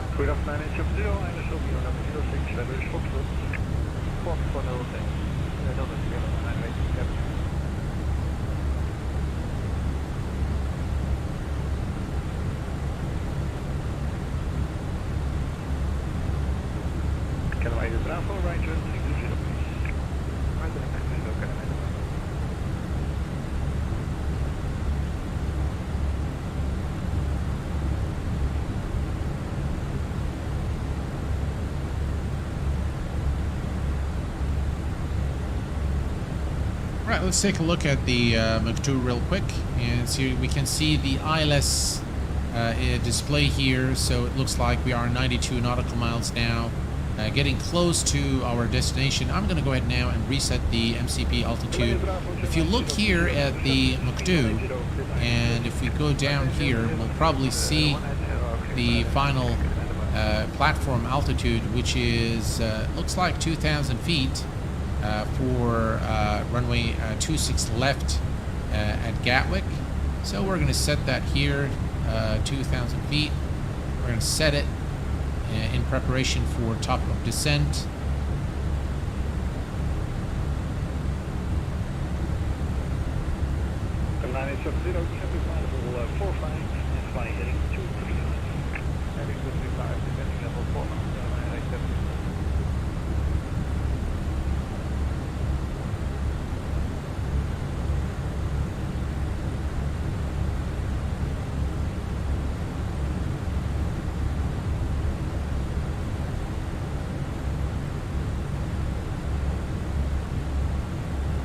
The wing flex on this looks spot on too. I'm glad they nailed it. Most developers are very bullheaded on fixing that. I do agree. Yeah, the wing flex on this aircraft's done very well.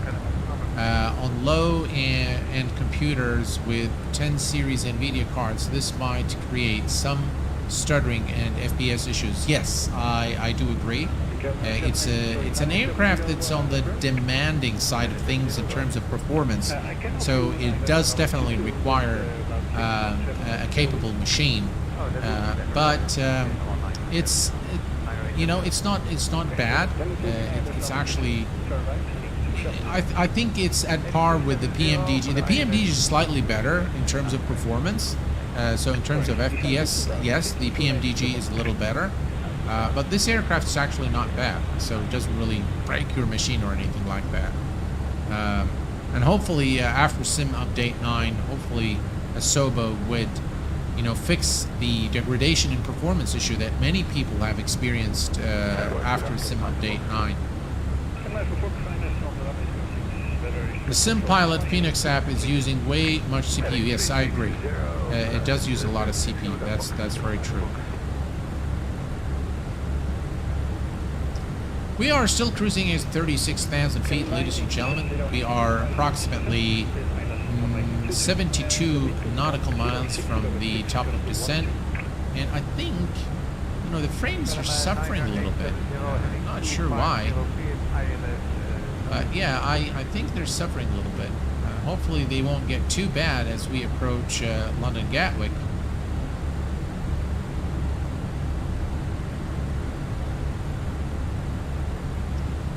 Is FENIX optimized? Is FENIX optimized their code yet? I don't know, but I assume that if they release this to the public, then they've done all the optimizations they can at this point. I'm sure they'll continue to improve. I'm looking forward to Sim Update 10. Hopefully, Sim Update 10 will not bring additional problems, but will fix the existing ones. Santiago, hello, my friend. Welcome aboard. What in-sim settings and what app settings are you using, Captain? So I have created a video not too long ago for Sim Update 9, which is titled Sim. If you type in Sim Update 9 Performance MSFS in Google, you should get my video, and I show there all my control panel or NVIDIA control panel in-sim settings, and I give you a few tips and advice as well on how to configure things to get optimal performance in Sim Update 9. Mogo, hello my friend, welcome aboard. Can you tell us your average frame rates? Well, I don't know. Let me bring up the frame rate counter here. We're getting 25 FPS for some reason. I am really not sure. I think there's something wrong because I noticed there, it goes down to even 15, 24, all that stuff. That's very strange. Because in the earlier test flight that I've done, I was getting about 55 FPS while up in the sky and getting about 40 something frames. It could be, by the way, Streamlabs OBS causing this issue. Normally in the air, when I'm up in the air at 36,000 feet, I get around 55, anywhere between 55 and 60 FPS. And while on the ground, I get about 40 to anywhere between 35 to 45 FPS, depending on which scenery.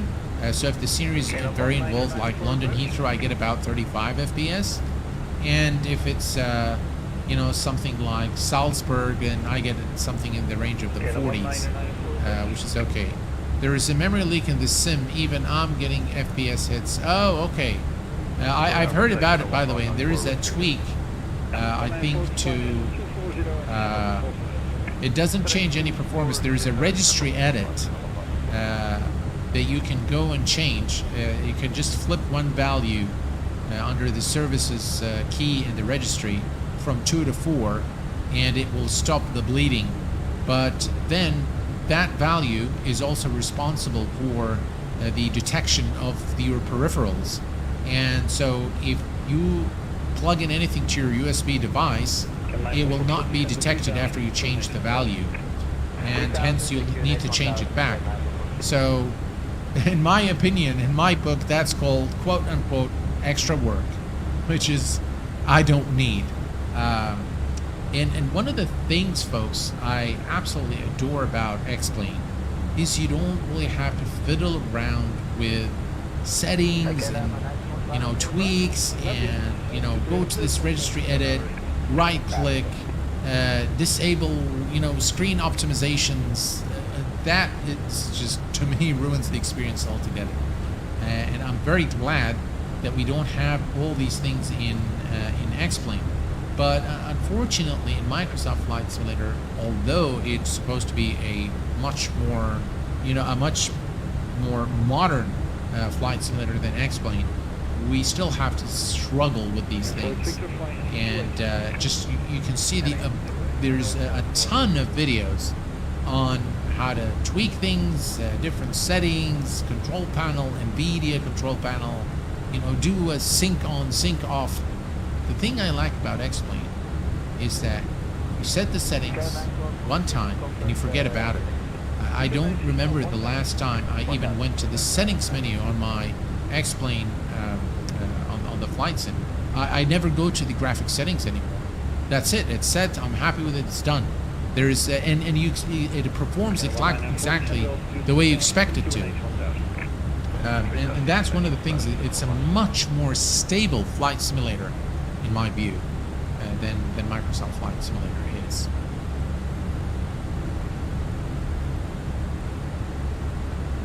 X-Plane is a mature sim, being around more than 10 years now. That is true. X-Plane is very mature.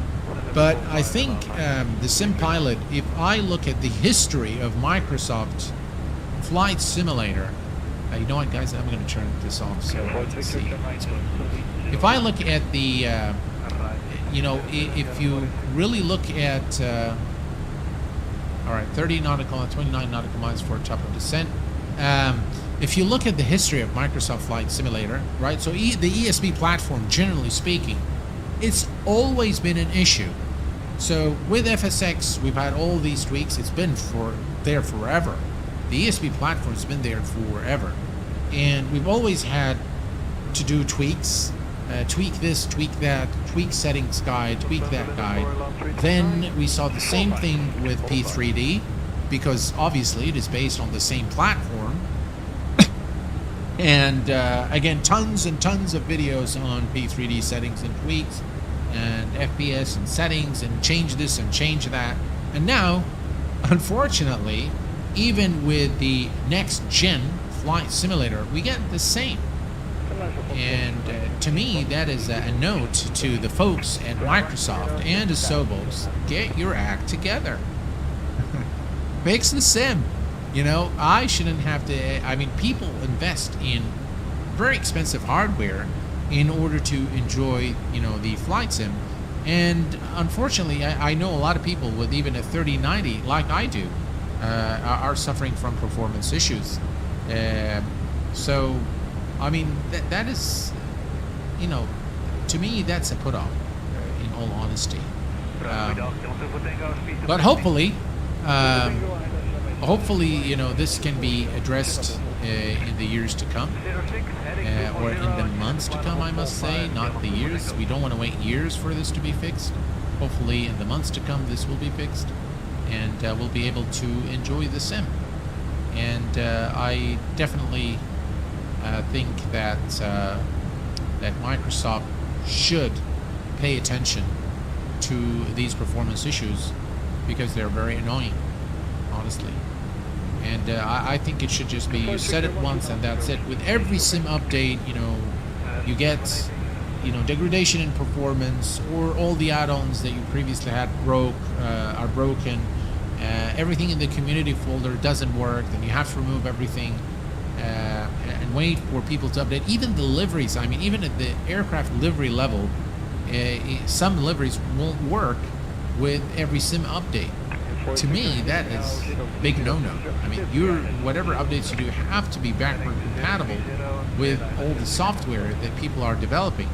And one of the developers that actually went berserk is DC Designs, the maker of the Concorde for Microsoft Flight Simulator, because the sim updates have broken their aircraft 3 times, and they are in a very, you know, difficult position with their customers who've purchased the aircraft and now unable to fly it because of all the changes in some update 9 and 8 and 7. So yeah, we are approaching top of descent, ladies and gentlemen, and we are 5 nautical miles now from top of descent, as you can see. We're going to begin our descent into Gatwick Airport, 5 nautical miles, and we can begin our descent. I think I'm going to go ahead and initiate the descent now. Let's see, 3 nautical miles, 2 nautical miles. We'll just wait a couple more, maybe when it's 1 nautical mile, and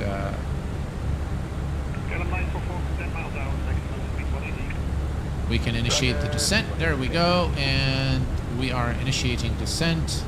Nav descent is now enabled, and we have now, ladies and gentlemen, begun the descent into our destination, which is today London Gatwick, runway 26 left, and we are going to be performing an eyeless approach. And I hope that I can butter this landing after having you guys wait all this time.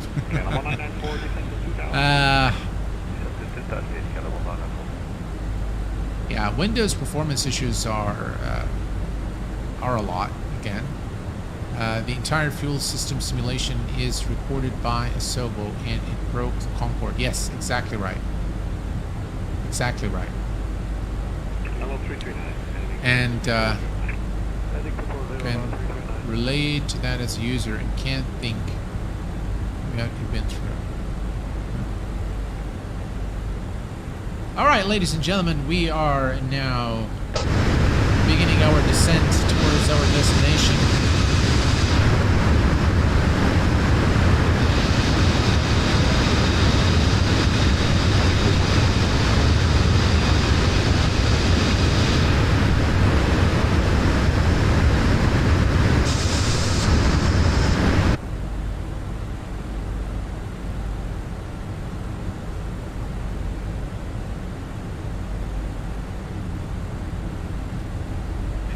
What I'm going to do is maybe we're going to turn this off.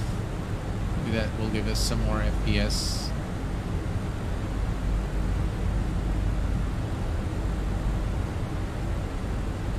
And I will leave Sim Toolkit Pro.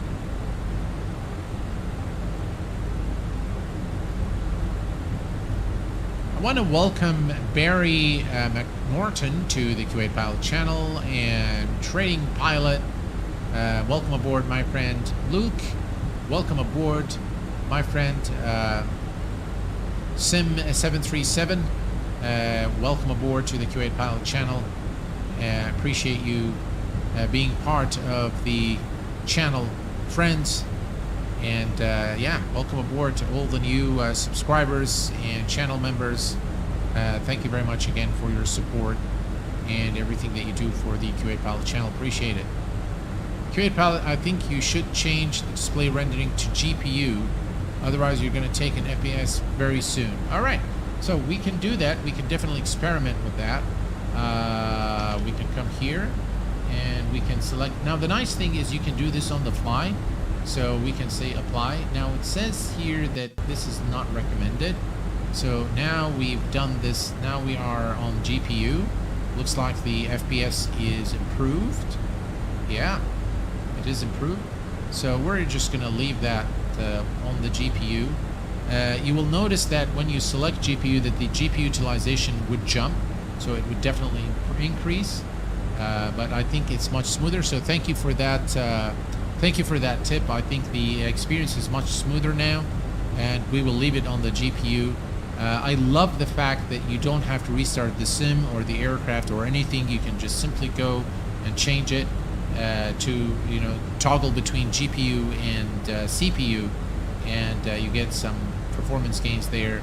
And by the way, although they recommend something, I think it's best that you test things out and see what works best for you. Jesse, we need to land. Yeah.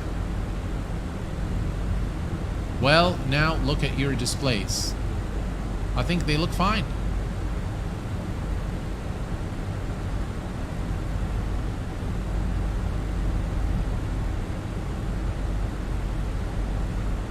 There is a lag bug when you use this display.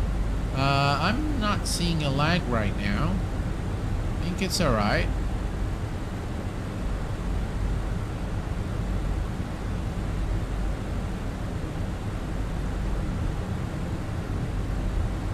We're down to 27,000 feet. We're looking good in terms of our altitude. Maybe we need to reduce our speed a little bit. So let me extend speed brakes here a bit to reduce our speed.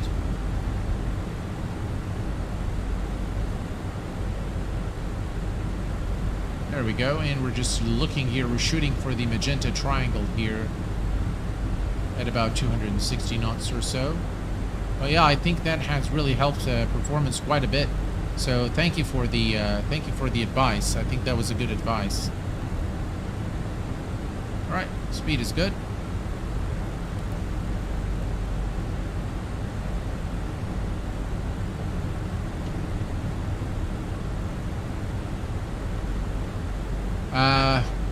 This is probably because the CPU power saving feature that were active. Yep.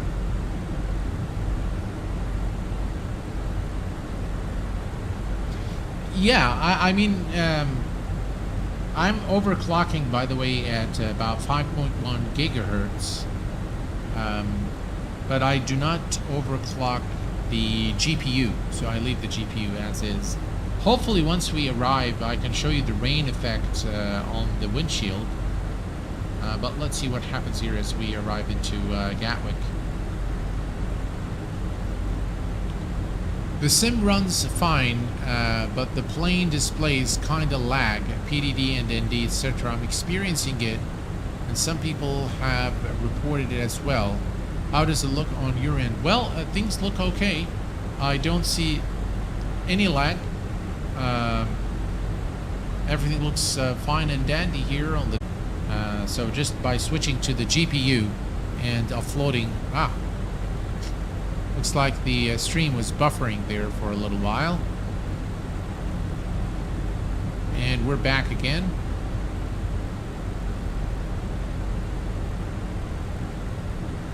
This plane really gives all your cores a serious workout.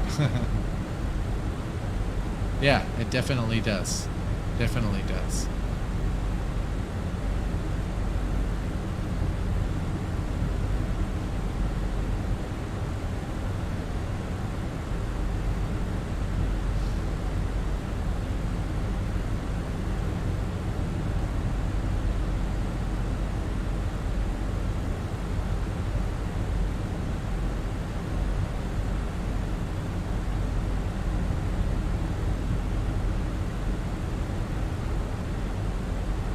We're down to 20,000 or 2,000. Hey Q8, I forgot, but are you a real pilot? No, sir, I am not a real pilot. I'm an aviation enthusiast. It was my dream to become an airline pilot, but I pursued a different dream earlier in my life. But aviation remains a very important part of my life today, and I try to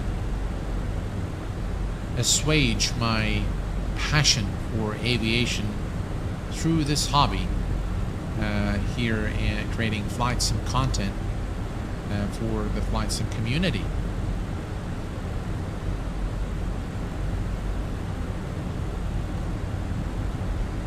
See the altitude, Captain, it is a bit laggy, or is it the stream? It might be the stream, because there is a latency that I've set for the stream, but I don't think there is anything wrong with the altitude as such.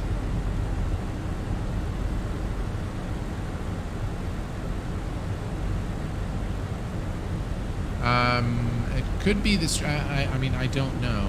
I'm not sure.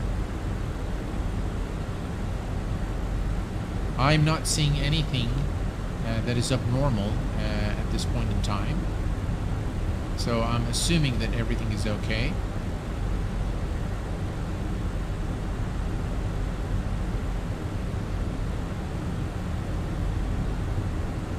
Performance is definitely much better when we've switched to the GPU rendering of the instrument displays.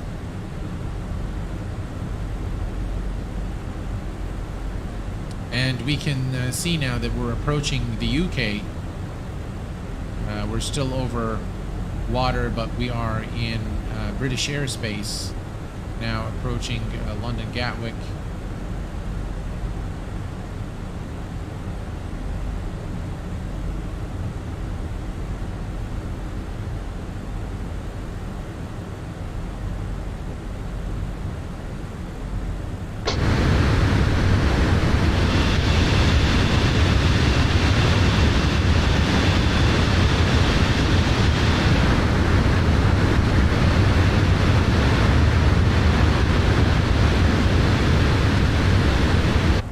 By the way, folks, we haven't been flying in real time today, and the reason being I made sure that I've adjusted the time a little bit so that we can, because during nighttime we will not be able to see the texture. Hey, Benny, welcome aboard, my friend. Glad to have you. So you will not be able to really appreciate the beauty of the textures. So I've adjusted the time a little bit. I'm also noticing a little bit of kind of stutters or pauses that are happening at very regular intervals, and I'm not sure why this is the case. I haven't seen those before, but I am now seeing them. We are now approaching London Gatwick, and hopefully we'll have a nice approach. Are you liking the FENIX? I'm way too broke to get it. Want to know if it's worth it. Going to end up buying it within this month. I was thinking about just waiting for the 777 or 78. Well, Harry, I will tell you my honest opinion. This aircraft, the FENIX Airbus A320, is worth every penny. It is a joy of an aircraft to fly. It is a study level simulation of the Airbus A320, and it is very realistic both in terms of its flight model, in terms of the depth of system simulation, according to accounts of real-world pilots. If there is one add-on that I would say, invest in it, buy it, don't think about it, it's worth it, it's this one. So definitely worth the buy. If you like Airbus, it's an extra.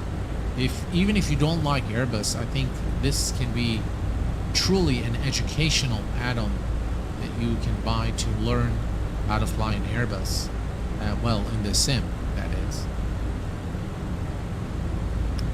Right, we continue our descent now, and all's looking good.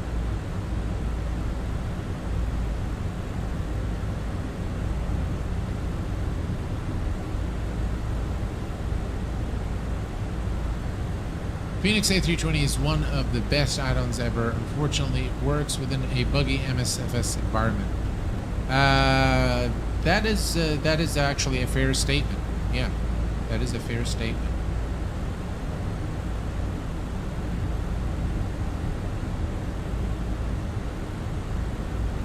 Right, 13,000 for 2,000. We're looking good.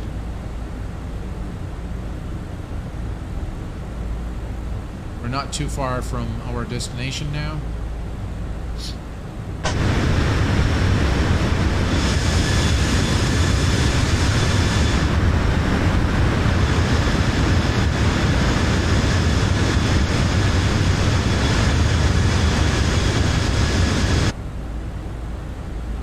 By the way, folks, if you want me to switch to real time, let me know. I'll be more than happy to do that. But then the approach is going to be the night approach into London Gatwick, and so you'll not be able to experience the beautiful scenery as we approach the airport. But it's all totally up to you. If you guys want me to switch to real time, I'll switch to real time. Flying in real weather, but not real time. So we're a few hours ahead of the actual time right now.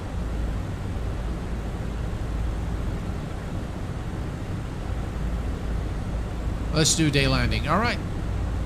Deep this time. Looks gorgeous. Absolutely.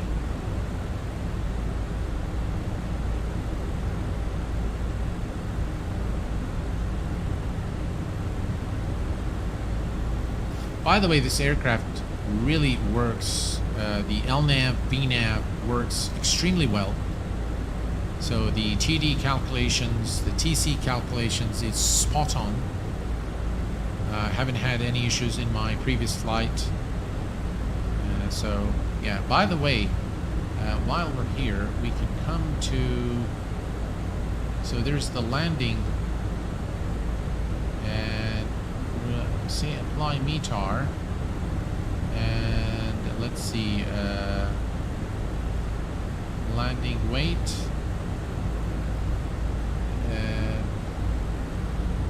64, I'm gonna say maybe 60.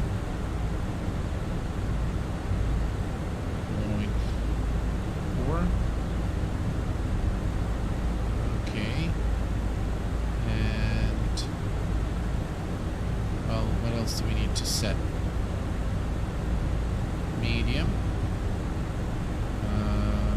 Flat full. Auto throttle on. What else? Select dry. Runway 26 left. There we go. Look at that. We need about 1,442 meters. And this is the wind. We have 250 degrees, 11 knot headwind, 2 knot crosswind. Yeah. Again, very, very nice implementation of the landing performance there for you. Again, through the EFB, which is very, very good. Again, very well done by FENIX Simulations. Got my FENIX copy just yesterday and did my first flight from Kuwait. Ah, cool. To Dubai. Flew there so many times, and the performance this flight gave just, yeah, it is definitely very lovely. Weather API is scheduled for sim update 10. Oh, that's great news. That's good to know. That's good to know.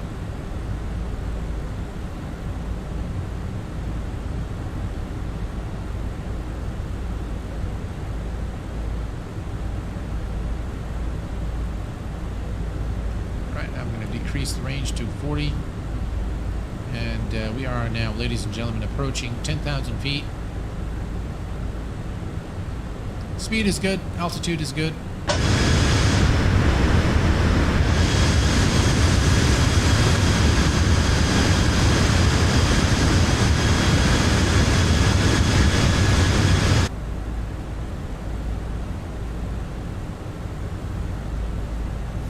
And at about 10,500 we will extend the landing lights. Do you have ROS activated? No, I do not.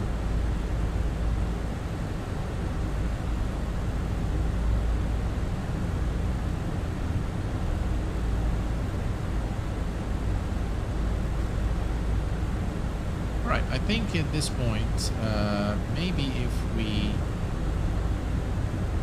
hide the iPad now.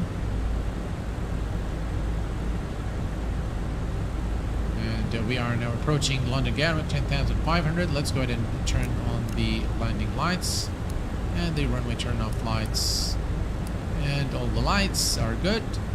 We are going to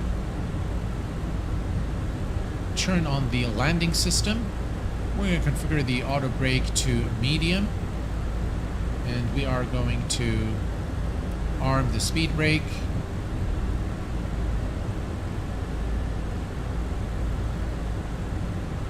If we look at the McDo, there is a restriction here at 10,000, and then we continue our descent towards 2,000 feet.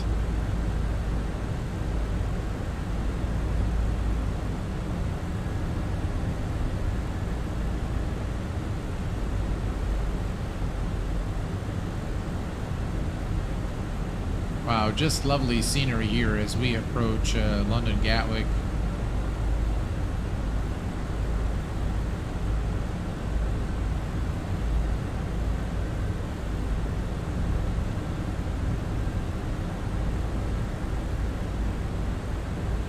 Right, we are now below 10,000 feet at exactly 9,800.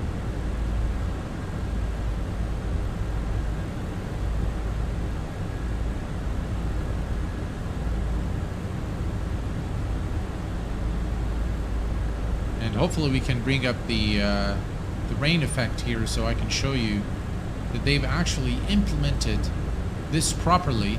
And they didn't just leave the default effect. They've actually made it work, which is really cool.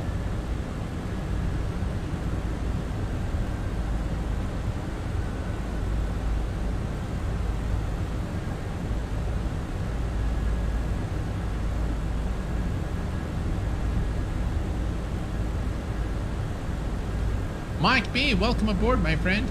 Are these real live clouds from METAR data? Yes, they are. This is the Microsoft Flight Simulator live weather. By the way, I've experimented with Rex Weather Force, and I honestly didn't find it to be worth its money in terms of what it offers. It's got some nice presets, but I'm not a fan of presets. I like to fly in real weather, just experience kind of what's happening in the real world. Anything closer to reality is something I think we appreciate as flight simmers, so I'm not too crazy about different presets. I use them maybe when I'm making videos or want to showcase something, but I prefer to fly in real weather, and it doesn't really offer much when compared to Microsoft Flight Simulator, to be honest.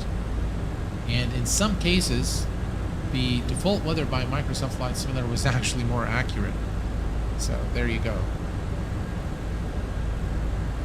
Actually, Rex Cloud representation is better. It might be, it might be better. I don't know, but personally, I did not find it to be very worthy of its price. But that's, of course, my opinion.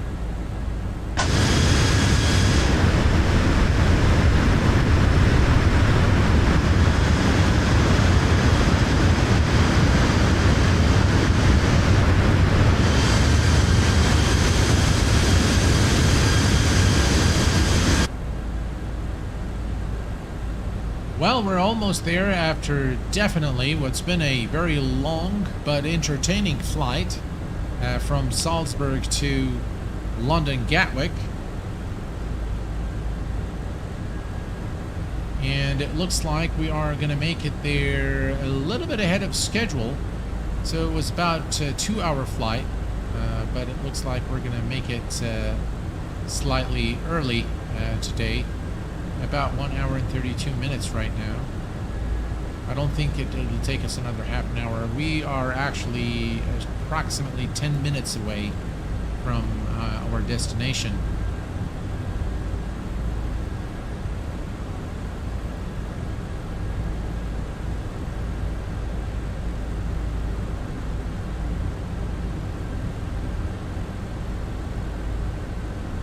Look at the scratches here on the windshield.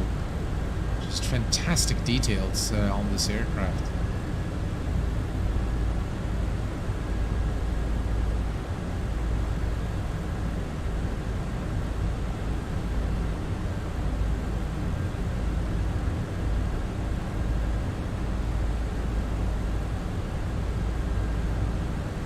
And you can see the aircraft is descending now.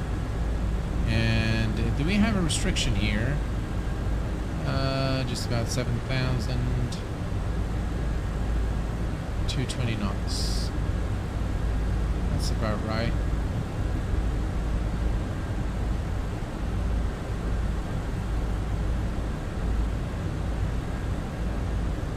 We're almost there now, folks.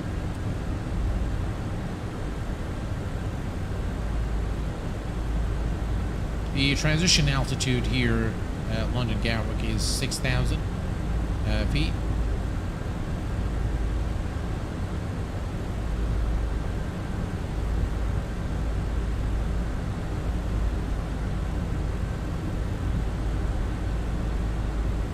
Hey dog, how are you doing, my friend? Just joined. Are you using the tablet on the external iPad? Yes, I have used it throughout the flight. And we have just decided to put it away to for our landing. But yeah, we've definitely used the iPad throughout.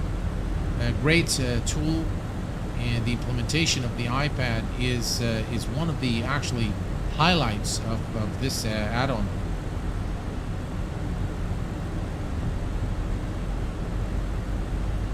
And here is our turn. Coming down to about 220 knots. And if we look at the McDo, yeah, we should begin the descent somewhere right there.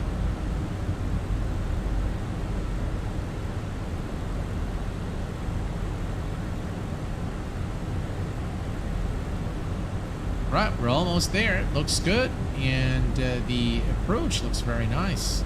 This time of day in Microsoft Flight Simulator looks really good.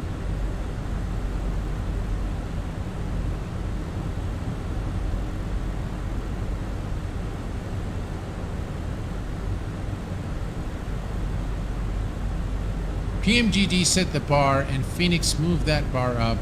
I can't wait to see what comes next to this sim. Flan, I totally agree with you, and I was just at the beginning of the stream saying that I thought that this was the, you know, that was it, you know, in terms of the right. Let's see, what is the current altimeter? 1001. So let's set that here, 1001, and we're going to set it here. Oops, 1001. Yeah, you'll get the warning if the altimeters don't match. And they are now matching.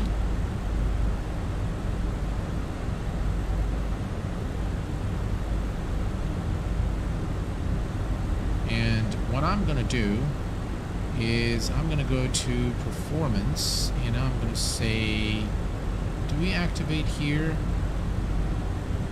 That's the final fix. I think I'm gonna go ahead and activate, confirm. There we go.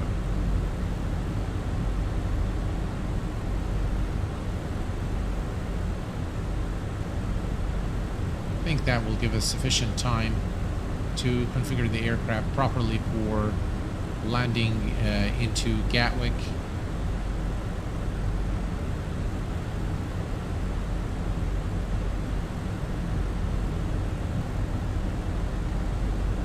And traffic. Speed is 139. All right.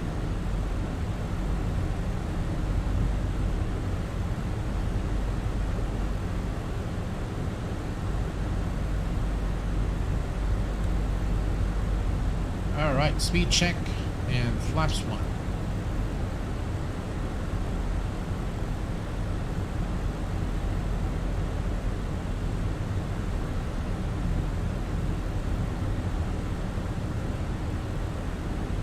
And at this point, we are going to select approach.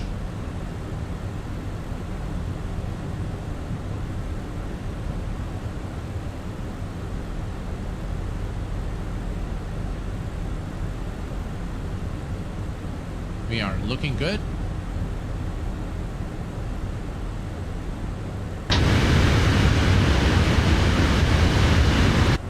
Oh, guys, I almost forgot to, oh, Boeing Corp just super chatted for $10. Thank you very much, sir. Appreciate it. Very generous of you.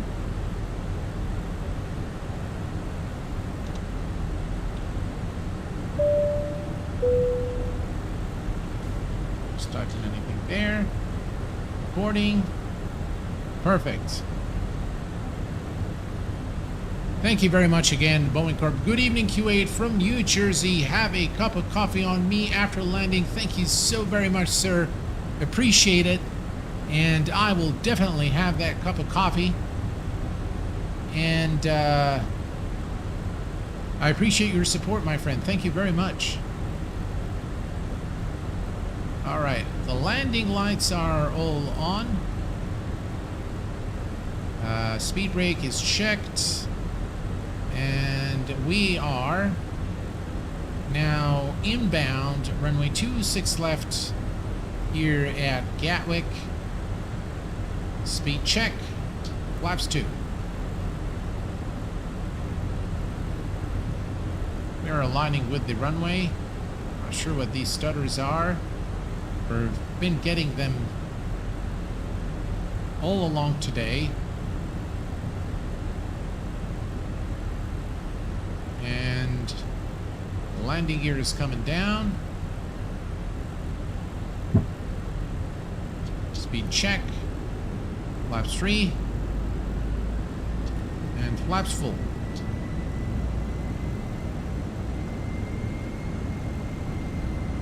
Did we not turn on the signs? We probably didn't. So, no blues, and we are good to land.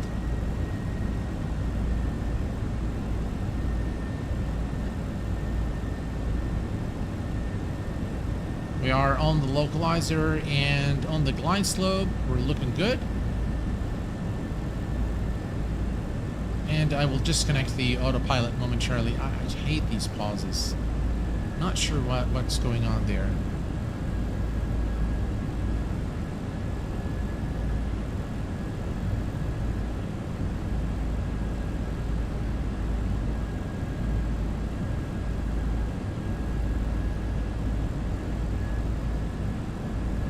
Right, we're looking good. Flaps are full, speed brake is armed, auto brake is on medium, landing lights are on, no blues, we are clear to land, runway 26 left here at Gatwick, ladies and gentlemen. And I will momentarily disconnect the autopilot, take over.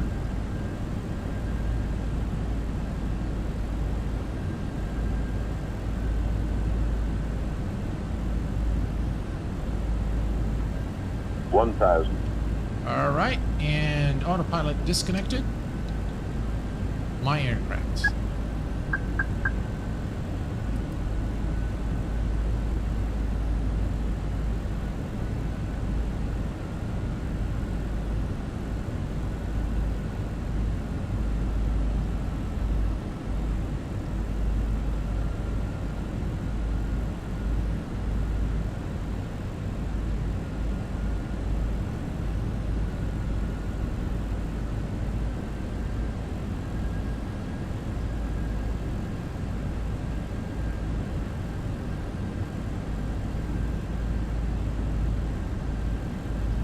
$500.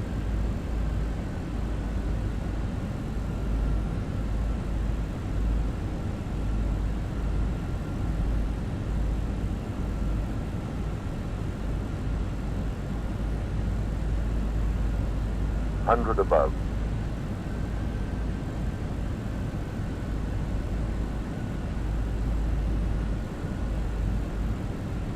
Minimum.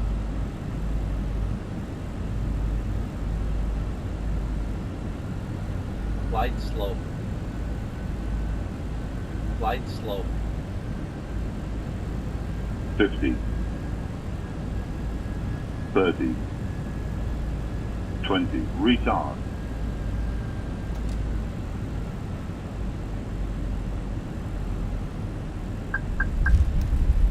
And touchdown. Welcome to Gatwick International. Reversers are out.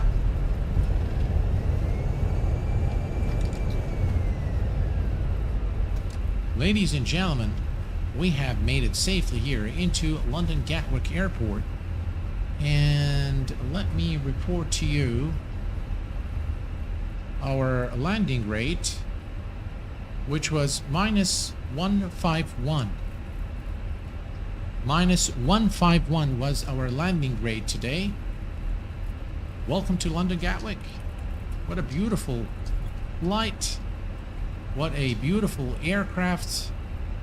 And just really so much fun flying this aircraft. Beautiful.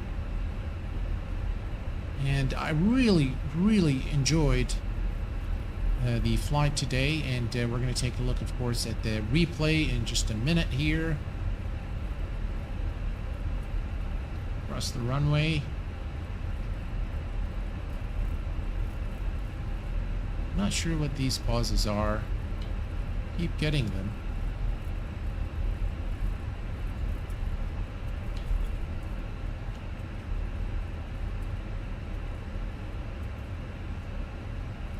But yeah, that was pretty cool.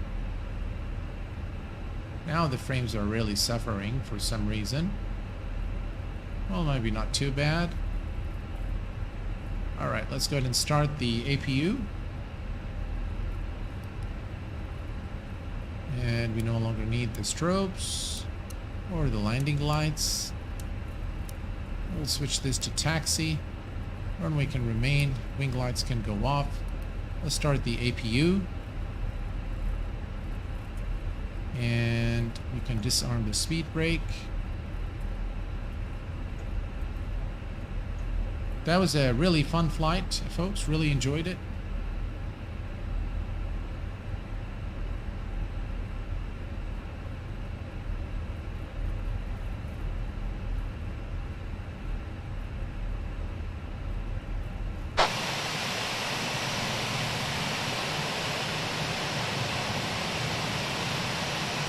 Thought we turned off the strobe lights. Oh, maybe we didn't. Right, there we go. I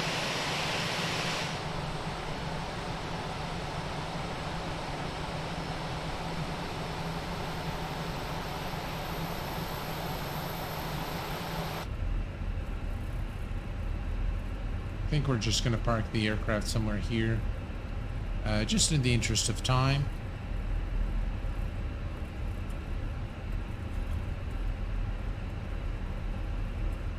I actually don't have the Chrome browser running at this time. Oh, I do have it running.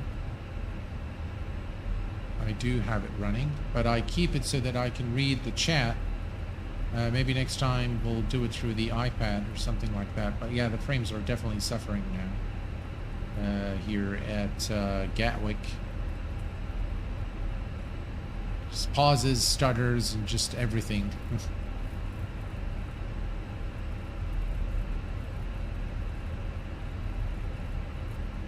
All right, there we go. Please out of the way, sir. Right, parking brake is set, and we can turn on the APU bleed, and now we can turn off engine number 2, engine number 1, and we are safely here at the parking position at London Gatwick, and this was definitely a fun flight, without a doubt. The FENIX Airbus A320, ladies and gentlemen, in my view, the #1 add-on for Microsoft Flight Simulator as of today, the 23rd of May 2022. All right, let's bring up the control replay here, and we're going to stop the recording, and we're going to load the file here, and let's take a look at our landing real quick. Again, the reported FPM was -151, which is okay. Let's go ahead and Terrain ahead. Pull up. now it's going to give us all sorts of warnings there, but that's all right. Let's see if I can cancel these. Yeah, I can cancel them. That's fine. And maybe we just bring this. There we go. Maybe right there.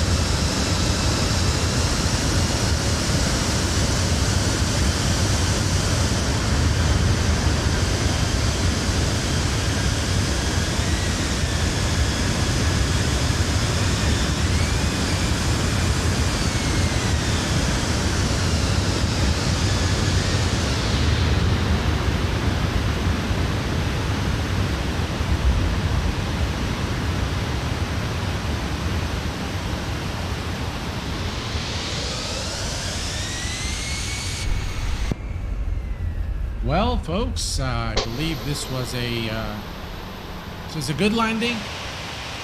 Not bad at all. -151 FPS, and right on the touchdown zone, and on the center line. Gotta love this aircraft. Really a phenomenal aircraft in all respects. And it is one that I highly recommend.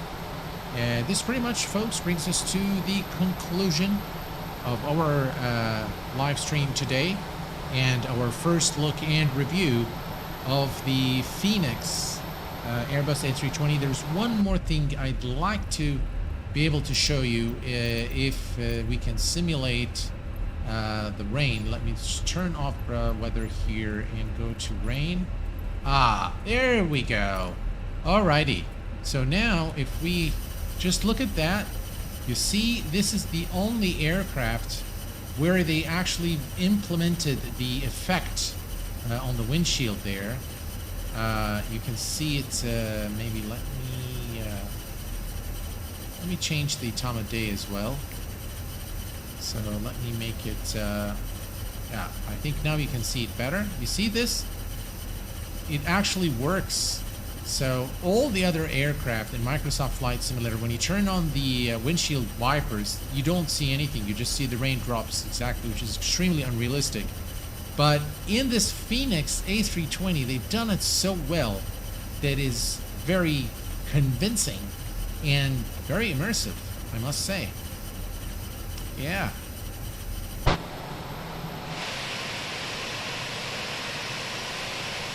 Look at that. How cool is that?